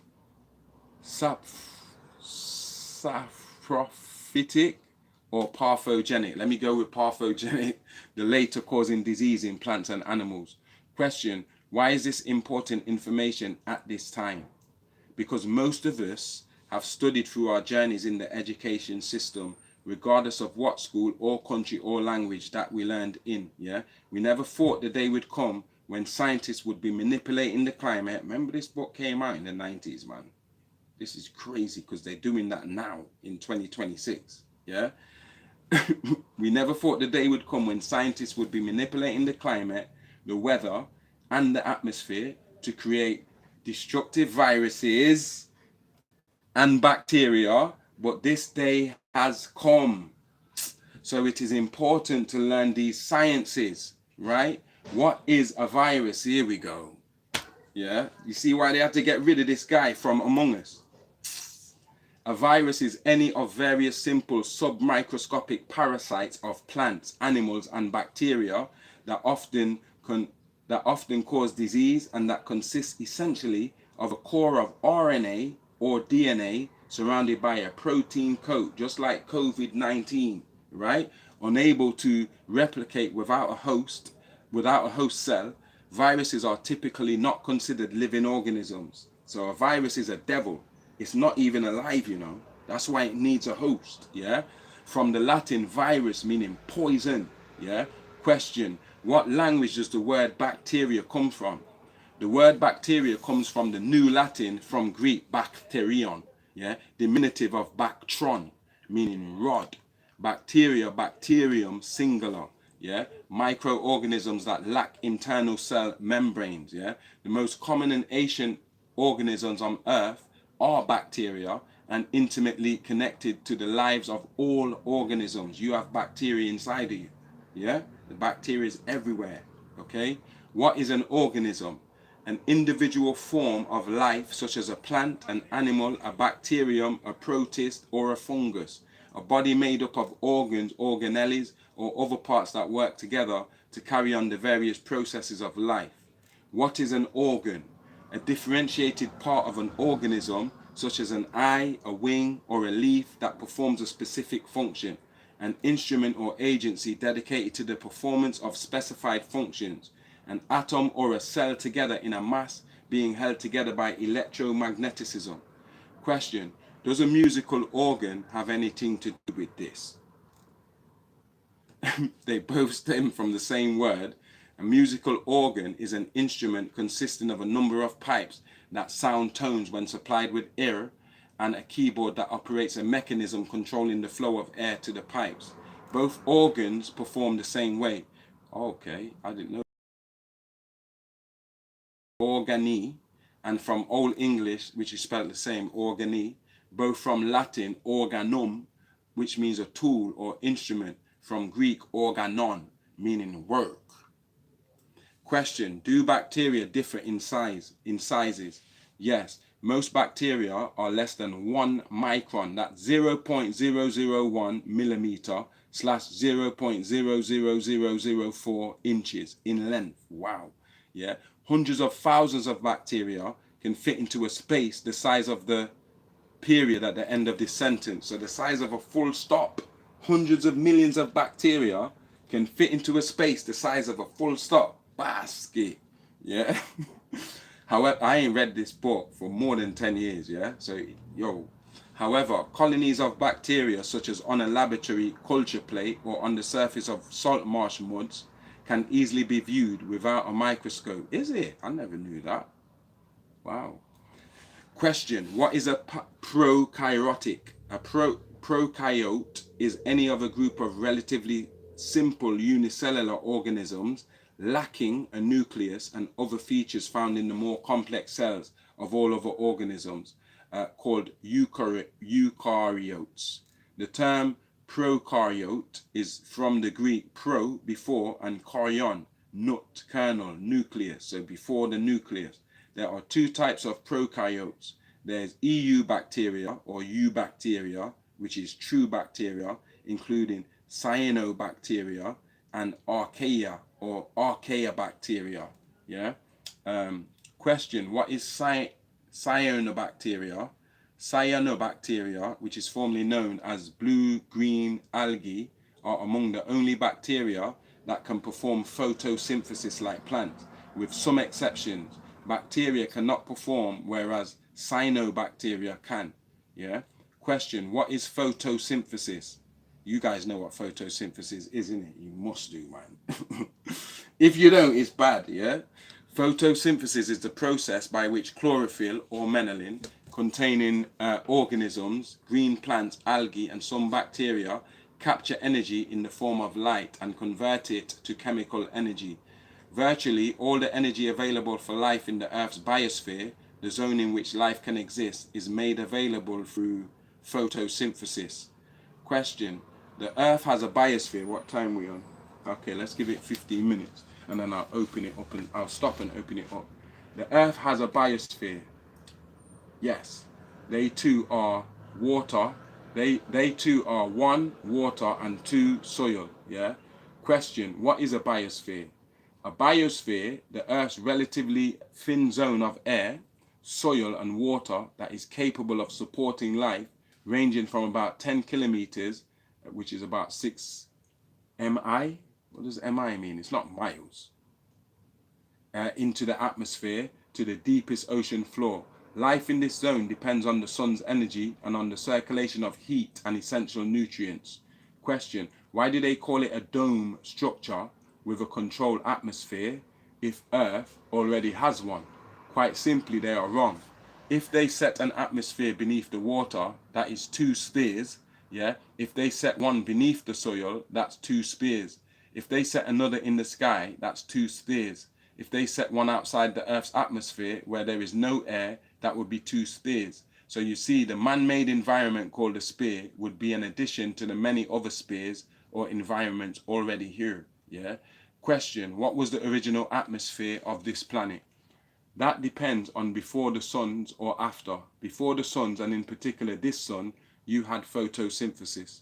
Question, the Earth has a biosphere? Yes. They too, I just read that. Is that the same page? I think this is the same page. Just repeated. Hold on. Yeah.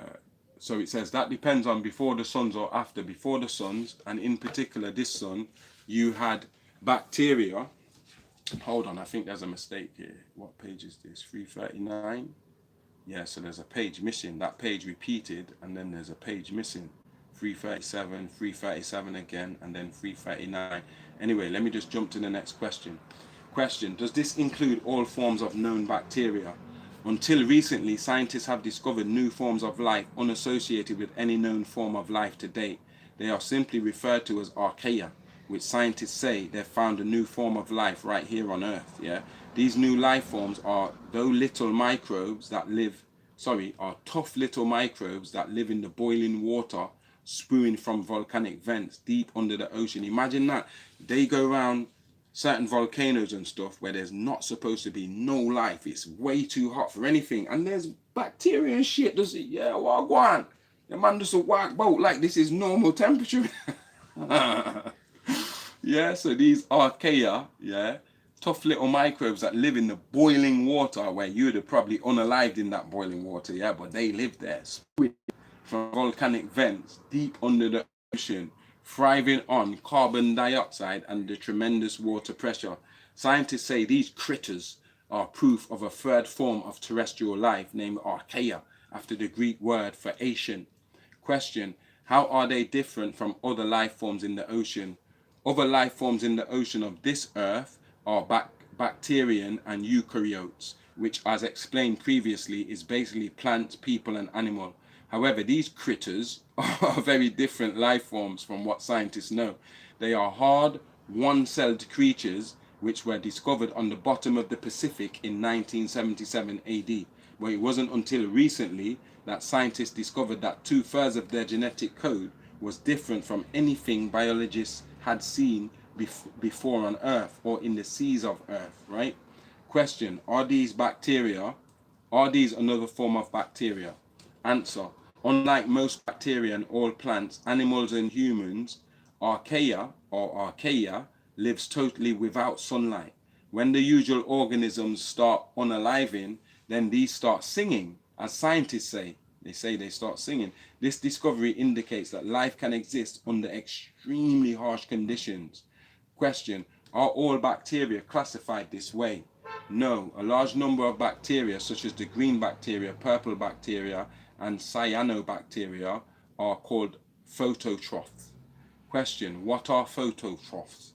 An organism capable of synthesizing its own food from inorganic substances using light as an energy source. These bacteria are able to convert the sun's energy into food in a process called photosynthesis. Phototrophic bacteria have dominated Earth's seas and landscapes for hundreds of millions of years and remain common today. Question: what is the structure of a bacteria? Like all cells, bacteria contain genetic material known as deoxyribonucleic acid, or for short DNA. Yeah? Question: is it the same as cellular DNA? No. Cellular DNA is arranged in strands. Bacterial DNA has a circular arrangement. Bacteria also often have additional genes on smaller rings called plasmids. Yeah? Question: what are plasmids? Plasmids are circular double-stranded units of DNA that replicates within a cell independently of the chromosomal DNA. Question: do all bacteria have the same structures? No. Some bacteria have structures known as endospores around their DNA and other cell portions. These thick-walled bodies are extremely resistant to environmental stresses, and they can live in a kind of dormant condition for decades or even centuries. Yeah? Question: so are you saying that life on Earth started with bacteria? Yes. During its first billion years on the planet, life consisted mainly of anaerobic fermenting bacteria. As oxygen gas increased because of the growth of oxygen emitting cyanobacteria, the fermenting bacteria moved deeper into the mud and other substrates to escape this gas, which was toxic to them, right? So the oxygen was toxic to them, yeah? That's interesting. Question: and what was the result? They expanded into new habitats, such as the intestines of mammals and the guts of insects. Even today, the physiology of most bacteria takes place without oxygen, while many aerobic bacteria live on or in nearly every surface around us. Vastly larger numbers of fermenting anaerobes are usually just a few kilometers away. Question: how does a bacteria grow or reproduce? Bacteria reproduces by means of a process called binary fission, in which a copy of the DNA is made, and then the outer membrane of the bacterium begins to grow inward and divides the bacterium into two identical cells. Question: what is binary fission? Binary fission is a method of asexual reproduction that involves the splitting of a parent cell into two approximately equal parts. Binary fission does not provide bacteria with a way to exchange genetic information between individuals. This exchange is beneficial to a species because it provides a way to pass favorable genetic traits on to unrelated individuals. Question: is bacteria and virus the same thing? No. Many bacteria viruses target bacteria too, you know. The bacteria can have a virus. Can you imagine? No, many bacteria become directly infected by viruses known as bacteriophages. Yeah, some types of bacteriophages enter and unalive the host bacterial cell, whereas others become integrated into the genetic machinery of the host bacterium. In a process called transduction, bacteriophages can move genetic material from one bacterium to another and even between different species of bacteria. Question: so does bacteria cause disease? Of the thousands of bacterial species on the earth, only a small fraction cause disease. For example, cholera results from infection by Vibrio cholerae, a bacterium that reproduces quickly in drinking and bathing water that has been extensively contaminated with human feces. Basket. So them people that get cholera and shit, they've been drinking water that's had shit in there, feces and shit. Can you imagine that? Oh my days, that screams me up, that does. Yeah, so water with human feces, if you're drinking that, like in some of them third world countries and you hear people are suffering from cholera, they ain't got no clean water. The water they drinking has got traces of people shit and that in there, man. Yeah, human feces. Bacterial pathogens, yeah, are frequently disabled or unalived by the immune systems of organisms. Yeah, we'll take one more question. Question: what are pathogens? Pathogens are microorganisms that cause disease. Large cells called macrophages attack and destroy bacteria that are not normally present in the body, while cells called lymphocytes bring about other immune responses, including the production of antibodies. Yeah? Question: how is bacteria controlled? So I'll stop there. Let me just do a scroll and see how long this goes on about bacteria, because I'm sure it switches from this science thing and goes into, hold on, what is pasteurization, what is symbiotic, what does sterile. I think someone asked me that yesterday or said something about some symbiotic or symbiote or something, and I said, listen, I don't know. I think it was earlier. I was like, I don't know, man. So maybe it might go, if you're here from earlier, maybe this, when we get to this part, it might get into that. Can you give an example of what you are speaking of? Let me just remember what page I'm on. Yeah, 344. Remember, we're on page 344 because I just want to see what the questions are when I scroll down. I don't think we have long left in this book. We've come a long way already.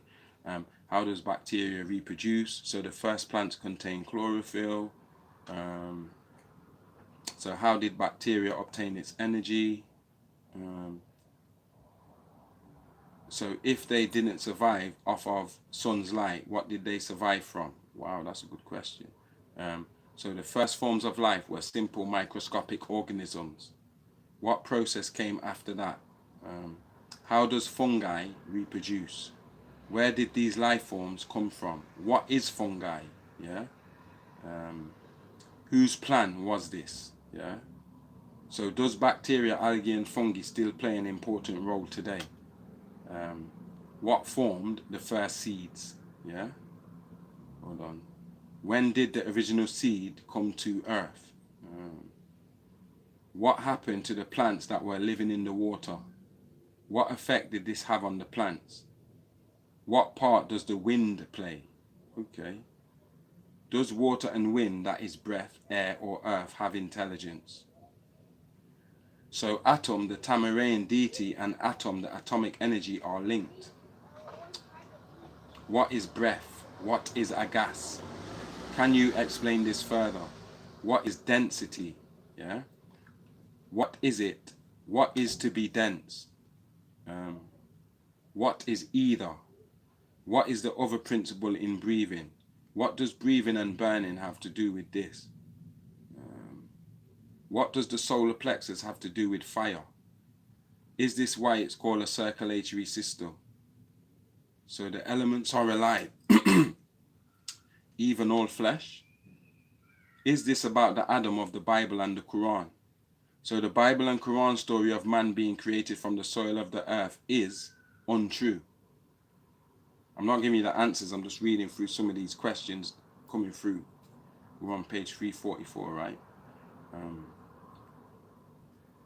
Isn't dust and sand lifeless? So these scriptures are wrong. I'll give you that answer. Absolutely.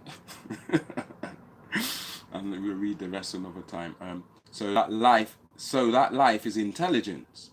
Is this the same as human intelligence? Don't humans get their intelligence from God or Allah?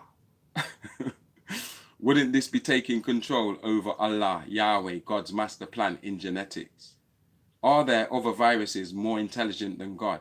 Ooh. Can these elements direct themselves or dictate themselves to change? They have no power of judgment and they don't have feelings. That's a question. Are you saying that this process is aided by the wind? Would include physical living things as well? So insects play a great part. Is this progress or regress? We're near the bottom now because I can see the thing there at the side. Scroll 6. What happened during the fourth creative stage? This sounds like Genesis 1:14-19. I'll give you that answer. That's because the plagiarized Torah from the ancient tablets has borrowed the story but misused it, and let's analyze that misuse of an ancient story. Wow. What do you mean by misuse? Just what happened? So are you saying that this God was not alone?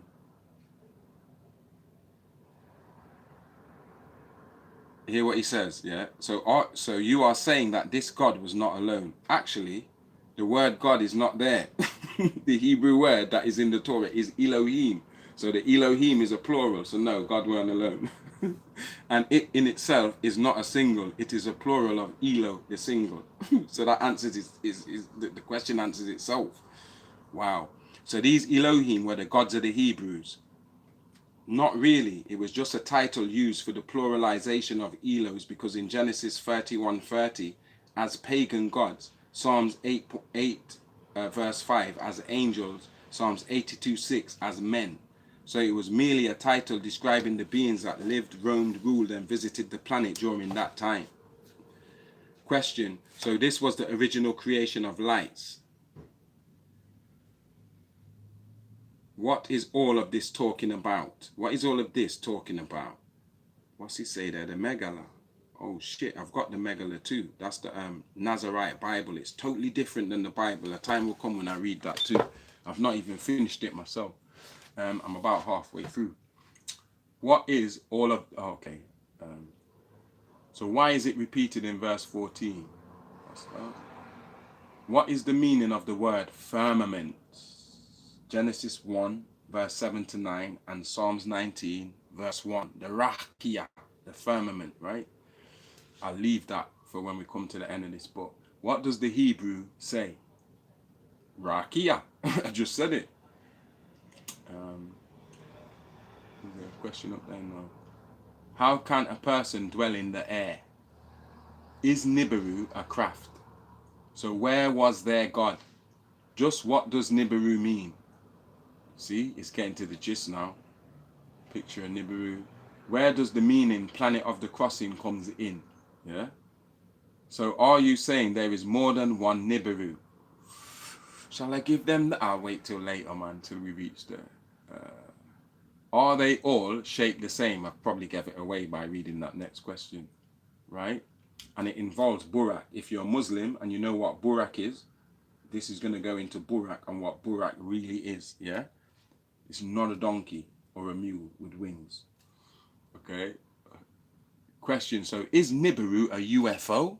Is Nibiru a UAP? Yeah? Some crafts can't enter Earth's atmosphere. That's a question. So how will they rapture the selected? See, it's getting spicy now. We need to get down to this bit here. That's why we have to get through all this science stuff. What of the others?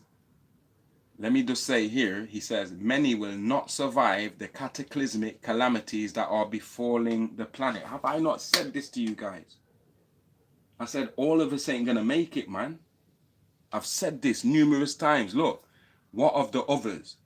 Answer, many will not survive the cataclysmic calamities that are befalling the planet. Many will simply expire. Where will those people be taken?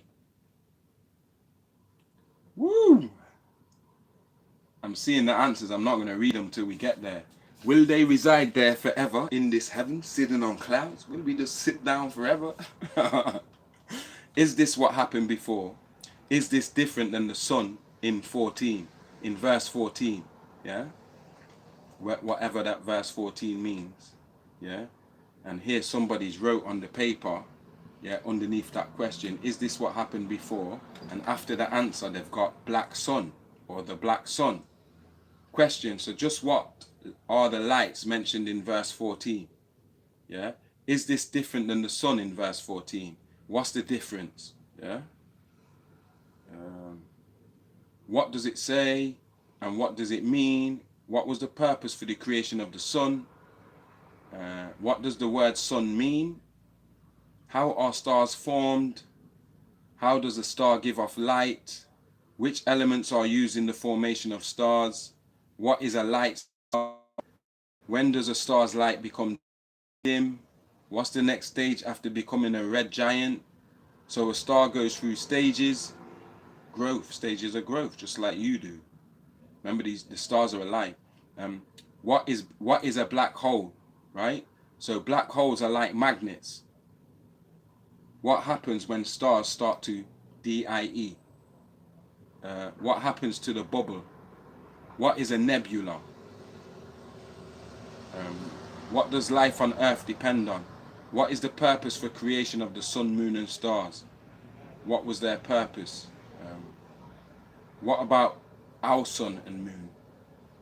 So the sun does not rise and set, as the Bible in Numbers chapter 2 verse 3, and Joshua chapter 12 verse 1, and Genesis chapter 28 verse 11, and the Quran, Surah 18 ayah 86, and Surah 18 ayah 17, and Surah 18 ayah 19 states. Does the sun not rise and set?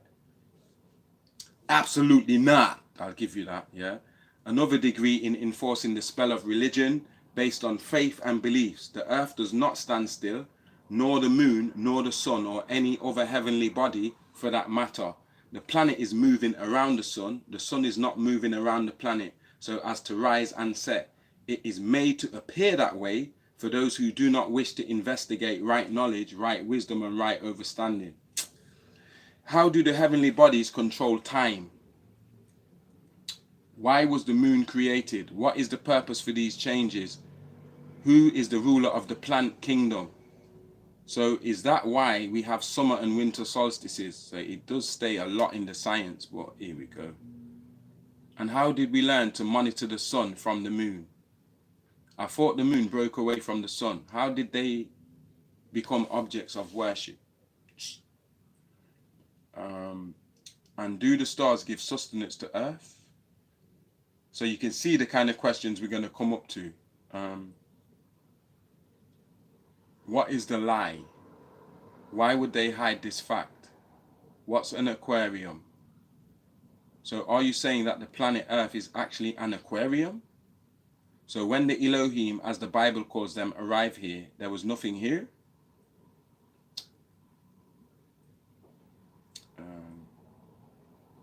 Then what does it say happened? Where does the word earth come in? What was the atmosphere here? So this process is what formed the living cell. How did these gases reach the earth? And what was the stage after the creation of the first cell? How did these gases form organisms? What are these single celled organisms called? Protozoa. Yeah, that's just stuck in my head since I was 15, yeah? You got protozoa and metazoa. Proto meaning one, and zoa meaning animals, single-celled animals, yeah? And it also means first in time. What is protoplasm? Can you provide a list of what it's composed of? Can you break down each element that makes up protoplasm? So is this what amobia is made of, or was made of? What makes the organisms move? These organisms move. What is cytoplasm? What does the cytoplasm do? How do amobia reproduce? So these organisms live in the human body. What are metazoans composed of? What is the next group after protozoa? Metazoa, yeah?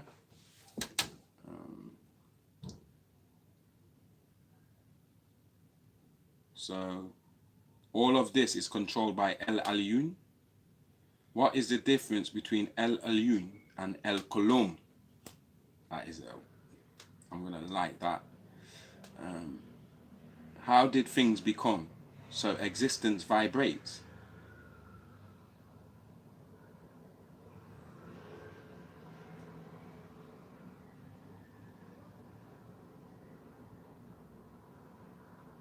Okay.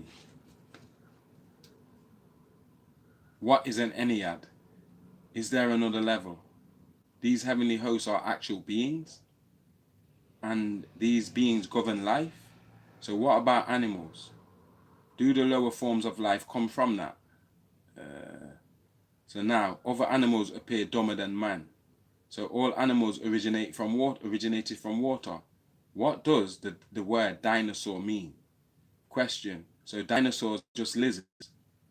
At what period did dinosaurs exist? I know a lot of you say you don't believe in dinosaurs, right?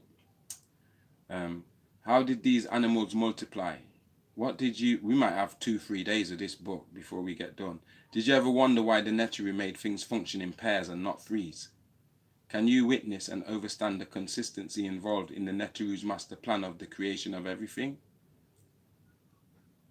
Did any problems occur during the stage from water to land? How long did it last? What did they need for this change? What kind of animals were these? What about the skin? How many different breeds came out of this? What are amphibians? Wow. What animals are classified as amphibians? Why was that? Do plants feel? Showing different type of reptiles. Hold on.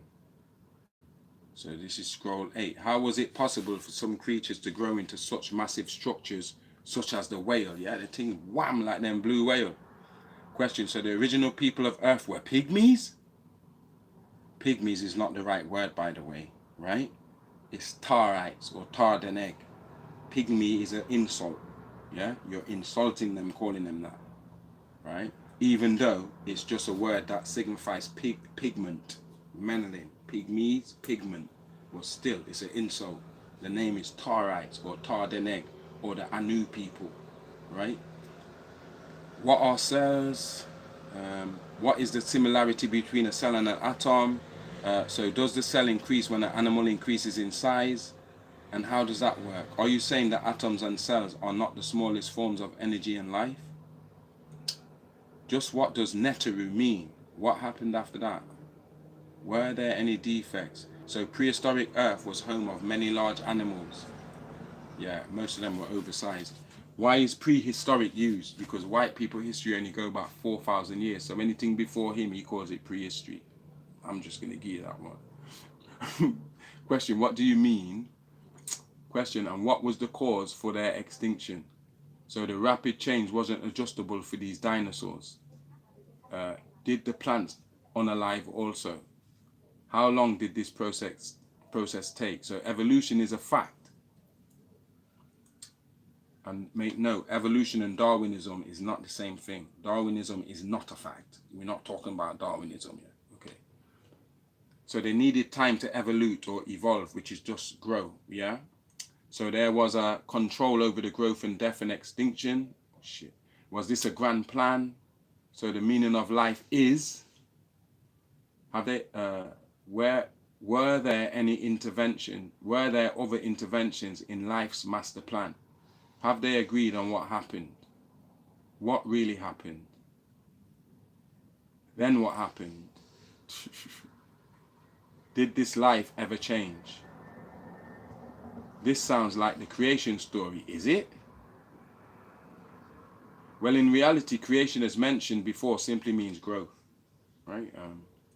So are whales reptilians or mammals? Do you guys know, yeah,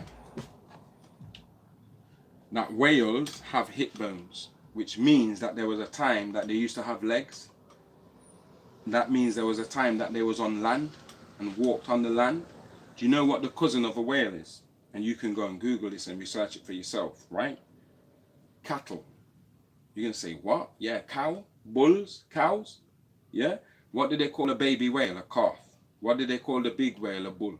What do they call the big female whale? A cow. Right? So they are actually the same creature.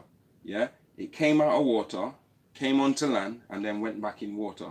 So it had legs. That's why whales still have hip bones. So whales are not fish. You understand? But here it's asking it. So are whales reptilians or mammals?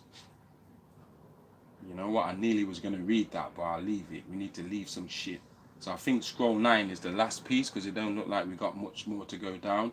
What about the winged fowl?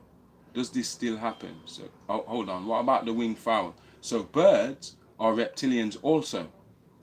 Does this still happen? Is this where birds come from? Can all birds fly? No. So all birds come from water. What is a pterodactyl? Yeah. Are there other mistakes pertaining to foul amongst the monotheists? Yeah, in the Bible, they call him bats and shits foul. Are you guys aware of them mistakes in the Bible? He goes through them there. I think I'll leave it there, yeah? Guys, I'm going to scroll through quickly to see if you guys have got any anything you want me to address or anything you want to add. Let me see. Timmy, you just arrived not too long ago, so wow. So I think the best thing for you to do then is to scroll up to the top of these comments and see what people are talking about in the comments. So it might give you a gist of what we just went through, because it was about 2.5 hours, maybe even 3 hours of us thing. I'm going to invite some people to see if you want to say anything on what's just been read. Okay.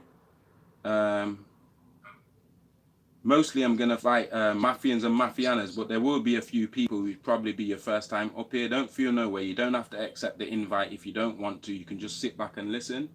But it will benefit everybody in the room if y'all come up here and the things that you want to understand, you ask questions so you can understand a bit better. I'll try my best to help you to understand a bit better. If you ask me something that I don't know, I'll happily tell you I have no idea. I'll try my best to direct you even if I don't know. But yeah, if I don't know, I'm not going to sit here and cap. But if you got any questions, fire them away, yeah? You can fire one time, even though I'm still sending out these things, yeah? I can hear you. Is that Natasha, yeah? Chaz, come on, man. Come up. You alright? Can you hear me? Yeah, I can hear you clearly, man. Okay, good. Yeah, you're right. I don't have a question, yeah? Okay. But you know, like, I think this is the 4th time that you've come on the live with this subject. Yeah. I mean, reading from this book. Yeah, 5th. And when you first came on, I missed your introduction. Okay. So, Okay. what book is it that you're actually reading from? I'm reading what's called the Black Book, or the Sacred Records at Atum-Ra. There's 3 solar cycle scriptures, right? After Dr. York retranslated all the scriptures from the original languages, he said, I ain't really come to teach you this stuff here, you know. He says, I've come to reveal the scriptures of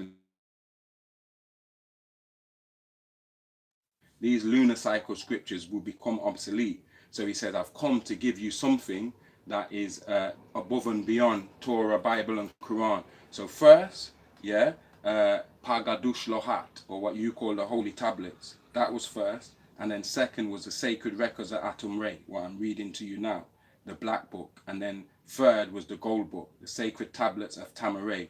Those 3 scriptures are the scriptures for black people for the next 25,920 years. So that means all of the scriptures before 2020, Bible, Quran, Torah, they are now obsolete. They're not going to be able to speak into this cycle. They could speak into that last cycle, but now we've gone beyond that point. You're not going to find nothing in there that explains to you what these UAPs is, or was going to explain to you Tartaria or Hollow. None of that shit there you're not going to get. Them things there have done their job. They've run their course. So now new scriptures have to be revealed every 25,920 years to renew your story, because they erase your story, just like we've seen they've given us his story. That's not our story. So every 25,920 years at the completion of a cycle, our story as melanin people has to be renewed. So these scriptures are now the 3 scriptures for the next you could say 24,000 years or 25,920 years, right? So this one that I'm reading is the Sacred Records at Atum-Ra. So you see when you read the Holy Tablets and it mashes up Torah, Bible, and, well, I shouldn't say mashes up Torah, Bible, and Quran. It mashes up Judaism, Christianity, and Islamism. Then you're going to be left with even more questions. So this is the book after you read the tablets. So now that's why a lot of this might go over your head, because a lot of you have never studied the tablets properly. But if you go through the tablets, now you get into this stuff. Now you're going to see, okay, so all this religious stuff is just spookism and beliefs and shit. And really this stuff is based on science. That's why there's so much science involved in this now. And make note, there's 9 of these black books. I'm reading one of them to you. The whole of it is chapter 1. The whole book is chapter 1. The next book is chapter 2. Then the next black book is chapter 3. So it might have scroll 1, scroll 2, scroll 3, but it's one chapter. The whole book is one chapter. There's 9 of them. Blown me away even more than right? You Because see what I'm I'm telling saying? you, from what I've caught on so Yeah. far, it's just taking me every topic, every question. This actually, that's what I was gonna say. This is it Amun-Ra? Is it? Atum-Ra. Yeah. Who's asking the questions? You see what Malachi does, yeah? He's asking the questions himself. These are the questions that Right. he gets when he's talking to people. He says these are the questions that he writes is the question that most of the people ask He him. knows that we're gonna yeah. Yeah, so that's why he puts it in that way. So he says, if I put it in this format, then you will learn better, because people learn better when they ask questions. So these are the most of the questions that he gets when he's giving lectures among the people. So that's why he writes all his books, well, most of them in question and answer format. Right? Right. So Yeah. this is why I think as well what this format works with me, because the questions that is asked are the questions that I would like to be asked, and you know what I mean. Yeah. And it's just flowing. Some of them, I think they sound Very quite well. silly. Very I know there's no such thing as a stupid question or a silly question, but when I'm reading it, sometimes you see me laugh, because I have an ignorant side too. So some of these questions, I'm like, hold on, what kind of question is this? But it's him asking the question, because it's the best way for him to relay what he's teaching. And as I said, and as I said, most people when he's lecturing, he takes account of the questions that they're asking him. So when he's writing these scrolls, he can project the whole class into the scroll, so to speak. Yeah. And I'm sure that of people of different times that he's spoken to, Yeah. he knows the types of questioning or that they would come with. Exactly. So to us now, he knows the way we're going to come across with. We're going to ask him questions like this, related on what society we come up with. Yes. How on this earth. Exactly. Yeah. So this is the sacred records of Atum-Ra. The nickname of it is the Black Book. The other one, the tablets of Atum-Ra, that's called the Gold Book. So if you watch The Mummy, Part 1, they've got a Gold Book and a Black Book. And these two books, that demon Imhotep who's walking around, he's trying to get these books, and they got that key that they put on the book and unlock it and open it, right? And when he opens the Black Book, all of those unalive mummies and stuff come back to life. That's symbolic of this Black Book. I'm bringing you guys back to life, or Dr. York was bringing us back to life by giving us this information. It can give life back to the mentally unalived. So in that movie, they were showing you symbolically, yo, that Black Book that you lot have got among you, that can bring you back to life. Yo, that Gold Book that you got among you, that can bring you guys back to life. So they were showing us this. And that's why in the movie, Imhotep, he had his tongue cut out. That means they deaded your language. You can't speak your languages no more. I'm saying all these movies, they're showing you about you. They made a mockery of your Imhotep, made him into a demon, chopped his tongue out to show you that they stopped you from speaking your own language. It's going to take someone like me to come and read this stuff online and break down all these words, just as my teacher done for me, because most of us, they've cut our tongue off. We don't know Kemetic, we don't know Babylonian cuneiform, we don't know Hebrew, we don't know Arabic. We're stuck in English. Yeah? So all of these symbols, especially with the Black Book, because that's when I got it. When I got my Black Book was when that film, The Mummy, first came out. And I remember my teachers telling me, look at the film. They've got the Black Book in there. They've got the Gold Book. And I was gobsmacked. I was like, yo, this is mad. Do you understand? But yeah. I feel that the more, the further back that you're going from the Adam and Eve story for me, it's just grabbing me and grabbing me, right? When you're on the live, right, I'm listening, and my kids must hear me from the other room because I'm getting excited. I'm like, yes, I knew it, and you know what I mean? I'm getting hyped up in here. Yeah, you're cracking me up, man.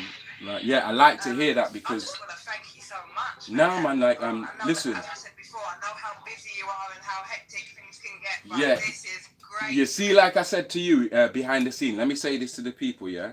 I was saying to Natasha earlier, right? I was saying I want to get more consistent with the lives because for this year, since the start of 2026, I have been inconsistent and it's no fault of my own. And I know this. I know it can be annoying sometimes. You're like, yo, is he on? Is he not on? He comes on this time, then he comes on that time.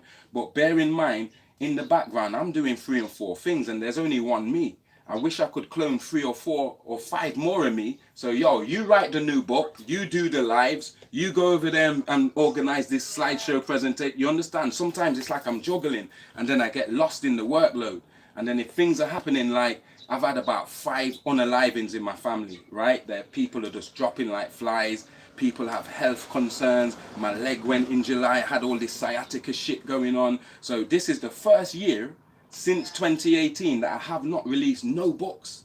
You see me every year. By the time March, I have 3 months off. And then in March, I'm like, time for books. By July, I've got 2 books out. Yeah. This year, I haven't even finished 1 book. Right? That's how messed up this year has been. My uncle's gone, this funeral, that funeral, this. I need to write this new book, audio book. Sometimes I'm just tired and I don't have a team behind me. I'm literally doing all of this on myself. I do have helpers like yourself, even Sihon. I might say, yo, can you make me a poster with a friggin' thing on there? So when people click on it, it just takes them straight to Eventbrite. If I don't have help, sometimes I get lost in the workload, especially this year. With all of these unalivings, my own health, yeah. I'm writing this new book. I'm still researching Tartaria. While I'm writing this new book, I'm planning this lecture, slideshow presentation for September. I'm helping my brother with his horse stuff in his horse farm. I'm having to get off 14 miles to the farm to go and look and walk my dogs and stuff. Sometimes it's a lot. And sometimes it's me. I overcommit. I'll tell people, yeah, I'm going to come back later. And then by the time later comes, I'm knackered from what I've been doing in the background. You get me? And those times when I don't catch you or when you say you're coming on and you don't, I really don't. I don't think anybody takes it as an offence. No, but still. You already tell us about your life. Yeah. So we know how it's. But for me, like, because even TikTok, it will send me a message saying your followers, they expect more from you. Like, they getting at me, TikTok. Yeah, your followers want to see more from you. And I'm like, geez, man. And so it reflects in my algorithm. They will get salty and then I post videos, they don't bring no traffic to the video. They just shut my traffic down until I start putting time into TikTok and being consistent. And then it starts growing up again. You understand? Where we used to have 200,000 likes. Look, it's 21.1k likes. That's nothing compared to where we were last year. We was on 330k, 280k. And I'm not saying I'm doing this for numbers, but it does make a difference when you can at least say, okay, I made a £30. At least I can buy a drawer or go down the road and buy a boxer. You understand? You know what's upsetting me? Go on. What I'm getting from your lives, yeah? I just can't believe that when I come off the live, you've only got under 100 people watching, and then you're asking us to up your team to like 50. But when I come off onto somebody's rubbish page, and they got shit, right? Yeah. And they've got enough people adding up their page, tapping up this. They've got 100k, whatever. And I'm like, but remember, that's the plan. They don't really want us on TikTok taking over TikTok with this type of shit. If TikTok had a choice, they rather you just sell products, teach people how to monetize their page. You really think they want someone like me here sitting, giving you Aramaic Torah and fucking sacred records at Atum-Ra? More time, if I open the tablets, they flash, and then warn me, if you get another flash, you're going to be banned for 2. And I'm like, okay, that's enough. So they don't like me anyway. And that's why I say, if I don't have you guys pushing back, like, yo, let me tap the screen, let me spend free TikTok coins, let me help him thin out the gallery, then my life is worse, yeah? Because they're going to start targeting me now. And let me tell you this, since 2020, all of these apps work together. So TikTok will tell Instagram, yo, we've banned him on TikTok, yeah? So he might come over Instagram. If he comes over there and you'll see, as soon as you go over Instagram, it's the same thing. Like someone told them, okay, they shut you down. If you go on Facebook, same thing. If you go on YouTube, same. It's all connected now, right? So more time, I try not to see too much into it, because sometimes I can get aggy, where I'm like, you motherfuckers is not pressing the thing, and you understand? Yeah, and then I'm like, yo, let me stop getting at the people, and then I calm down, and I'm like, yo, I need to be more consistent. I'm not being consistent. That's why I came to you in the background, like, it's really me. I haven't been as consistent as I need to be. Last year I was going live 4 or 5 times a day. So my algorithm was up there. So they're willing to hear, is it £20 for that live? Is it £30 for that? And I'm not asking for much, like I want £200 a live or £300, or I'm not asking for that. I'm just saying I got to be able, it's got to make sense for me for me to sit down for hours and put so much time into this stuff, like you said, while other people are coming and they're just waffling on and they're making bank off this thing. You understand what I'm saying? So forgive me for that. I just wanted to say that to everyone, because I know sometimes it can be a bit like, boy, I don't know when this nigga's coming on or when he's not coming on. Sometimes he's on 3 a.m. in the morning. Another time he says he's going to come on, he don't come on. So I just want to apologize to my audience and say it is my fault, but it's something that this year here has just had me away. Even the other night, I was thinking, yo, I can't let this year pass without finishing that book or putting out at least one book. Then I start thinking about empires. You know, when an empire starts and it's on that rapid period of expansion, and then a day comes when it stops expanding. I think this is the year where my book empire is stop expanding. So I'm thinking, no, I'm deliberately going to finish this book now and put out another one so I don't reach that stage. You understand? Yeah. So that's all it is. I'm sure it will. I understand. Yeah. That's all. Whatever you can put out, and when you do put it out, it's enough now. Yeah. I know that you want to do. Listen, me not gone nowhere yet. Yeah. Me not done yet. Yeah. I should use the Movado voice. Me not gone nowhere. Like I'm just about to do some other shit right now. Do you understand?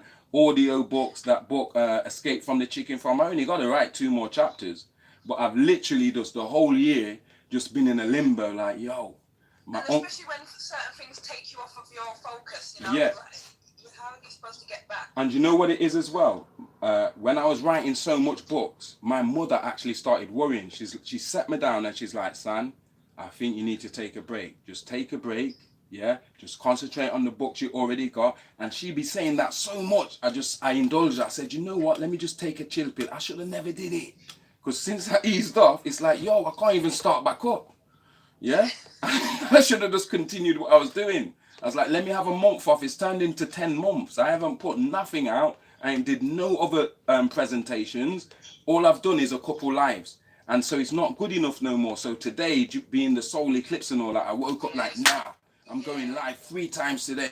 I'm getting on this thing. I'm going to fix up my thing. So that's why I came to you in the background and said what I said. And I'm glad you reminded me so I could say that to my audience, because they might think it's just me being difficult or just being unorganized or whatever, but it's not. It's just the first time since 2018 that I've actually had to just slow down and think, basket, let me just like tighten up all of this shit, man, because right now I just feel like I'm all over I haven't even been training. Look how skinny I look. Do you understand? Like, listen, right, you can't listen. Yeah, we understand, right? I'm telling you, because you cannot wear yourself out, you know. Yeah, I know. Yeah, Davina used to say this. You're a fountain of knowledge, right? Yeah. And you have to look after yourself. Well, you know the good thing about what you just said there? I actually feel refreshed now. I feel like I needed that time off. Like if I could have chose, I probably wouldn't have had so long off. But now I look at it and I say, okay, now I see why I had to take all that time out, man. Yeah. Do you understand? Otherwise, I crashed and burned. Because people think writing books is just writing books. But as I say, it's a spiritual warfare. That's why, look, it sucks your body off. It sucks it sucks the sustenance out of you.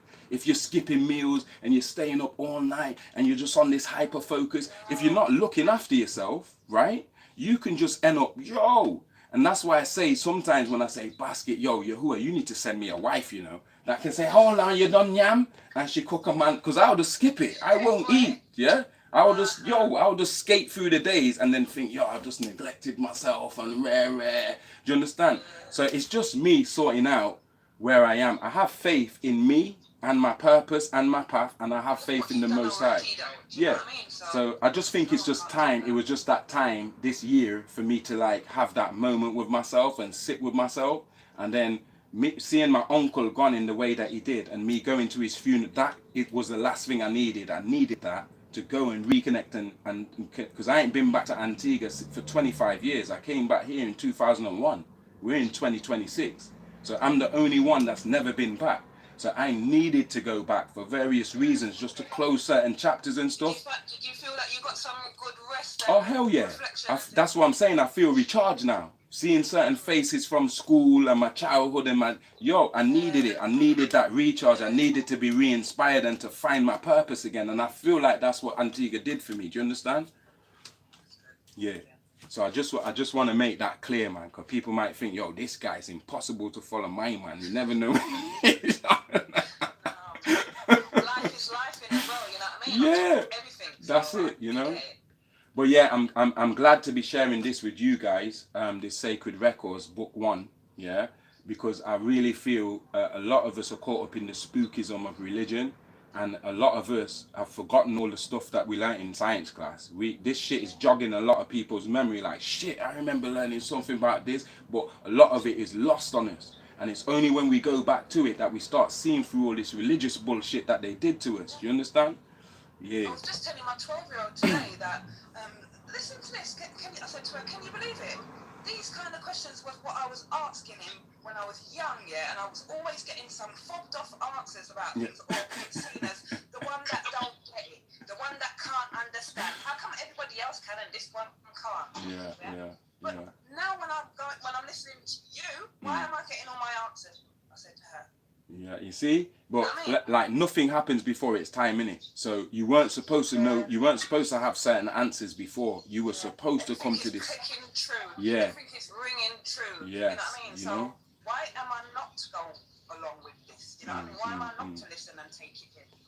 It don't sound like no fabrication or no lies or no fob story to me. Yo, those of you who come up here, I follow your pages just because you've come up here in the arena. So you, lovely Beverly 9 and JC 007. Yeah, respect, Natasha. Do you guys want to say anything? Lovely Beverly 9 or JC 007, feel free, you know. No, you just want to listen? You're not bots, are you?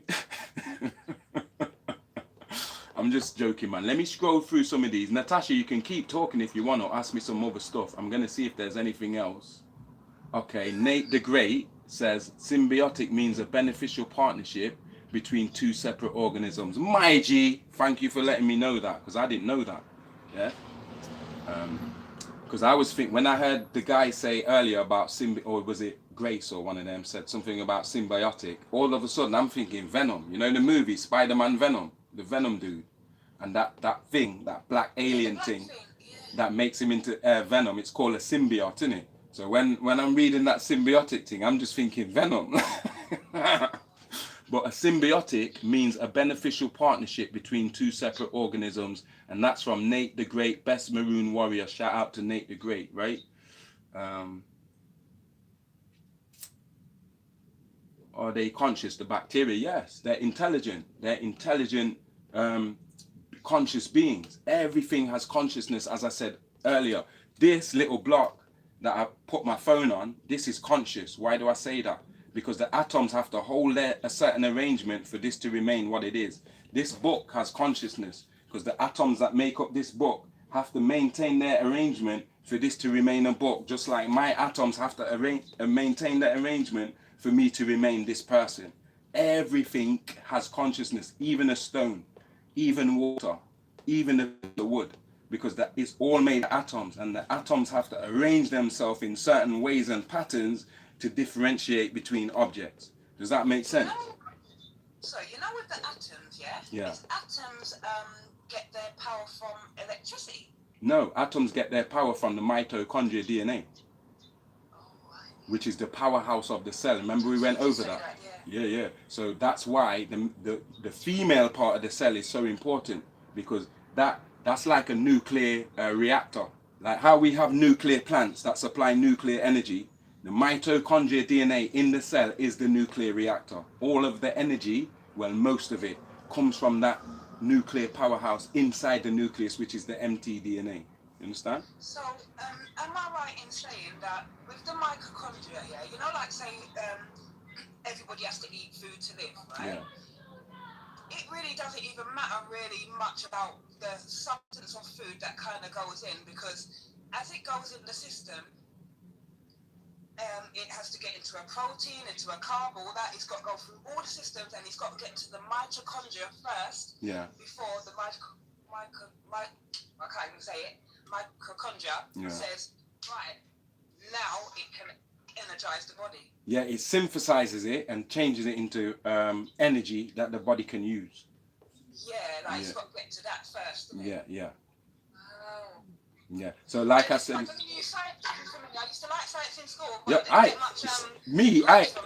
aced science. I did. On my science exam, I got 96. On my history exam, I got 94. Yeah, this is before I was forced to drop out of school. I had one more year to do, right? My mum and dad split up. My mum's left Antigua, come back here. Yeah, my dad's in a wreck. I'm 16 years old. My sister's coming into my room saying, "Son," my sister's 13 at the time. She's like, "Son, we ain't got no food in the house. We ain't..." Yo, I had to drop out of school. I start selling guns. I start selling drugs, cocaine, crack. Yeah, that was my childhood from 16. Like, I wasn't a child no more. I told my sister, "Yo, you have to go through school.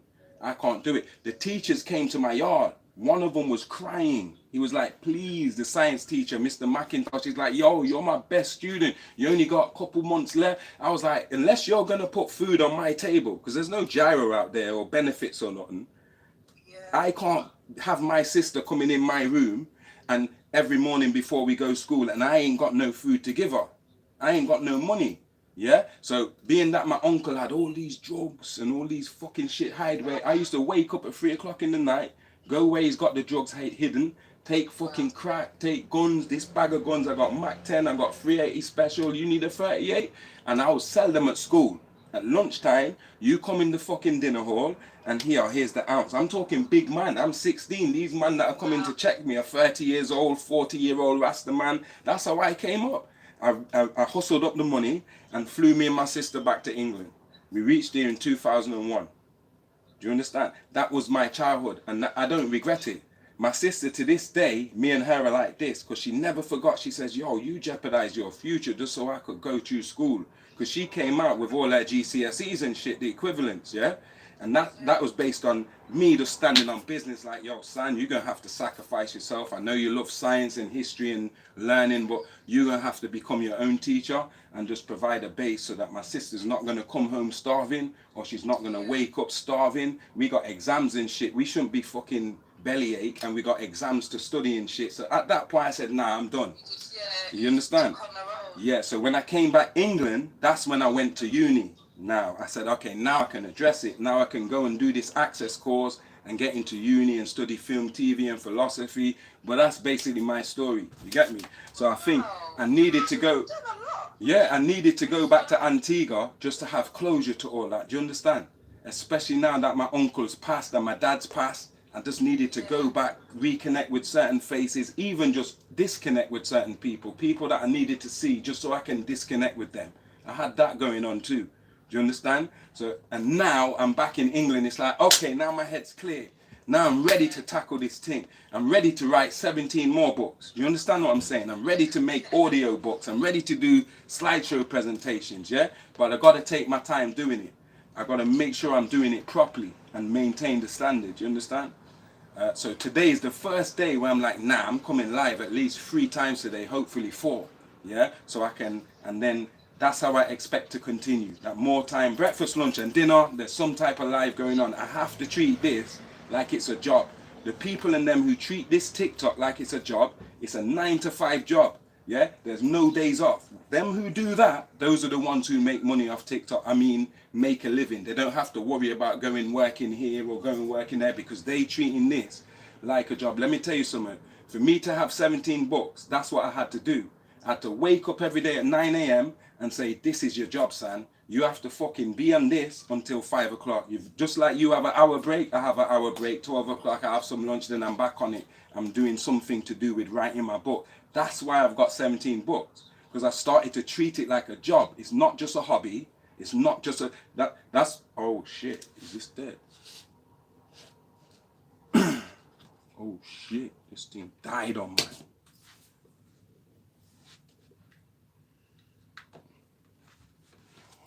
Right. This, yeah? Because I'll be able to get back on it from here.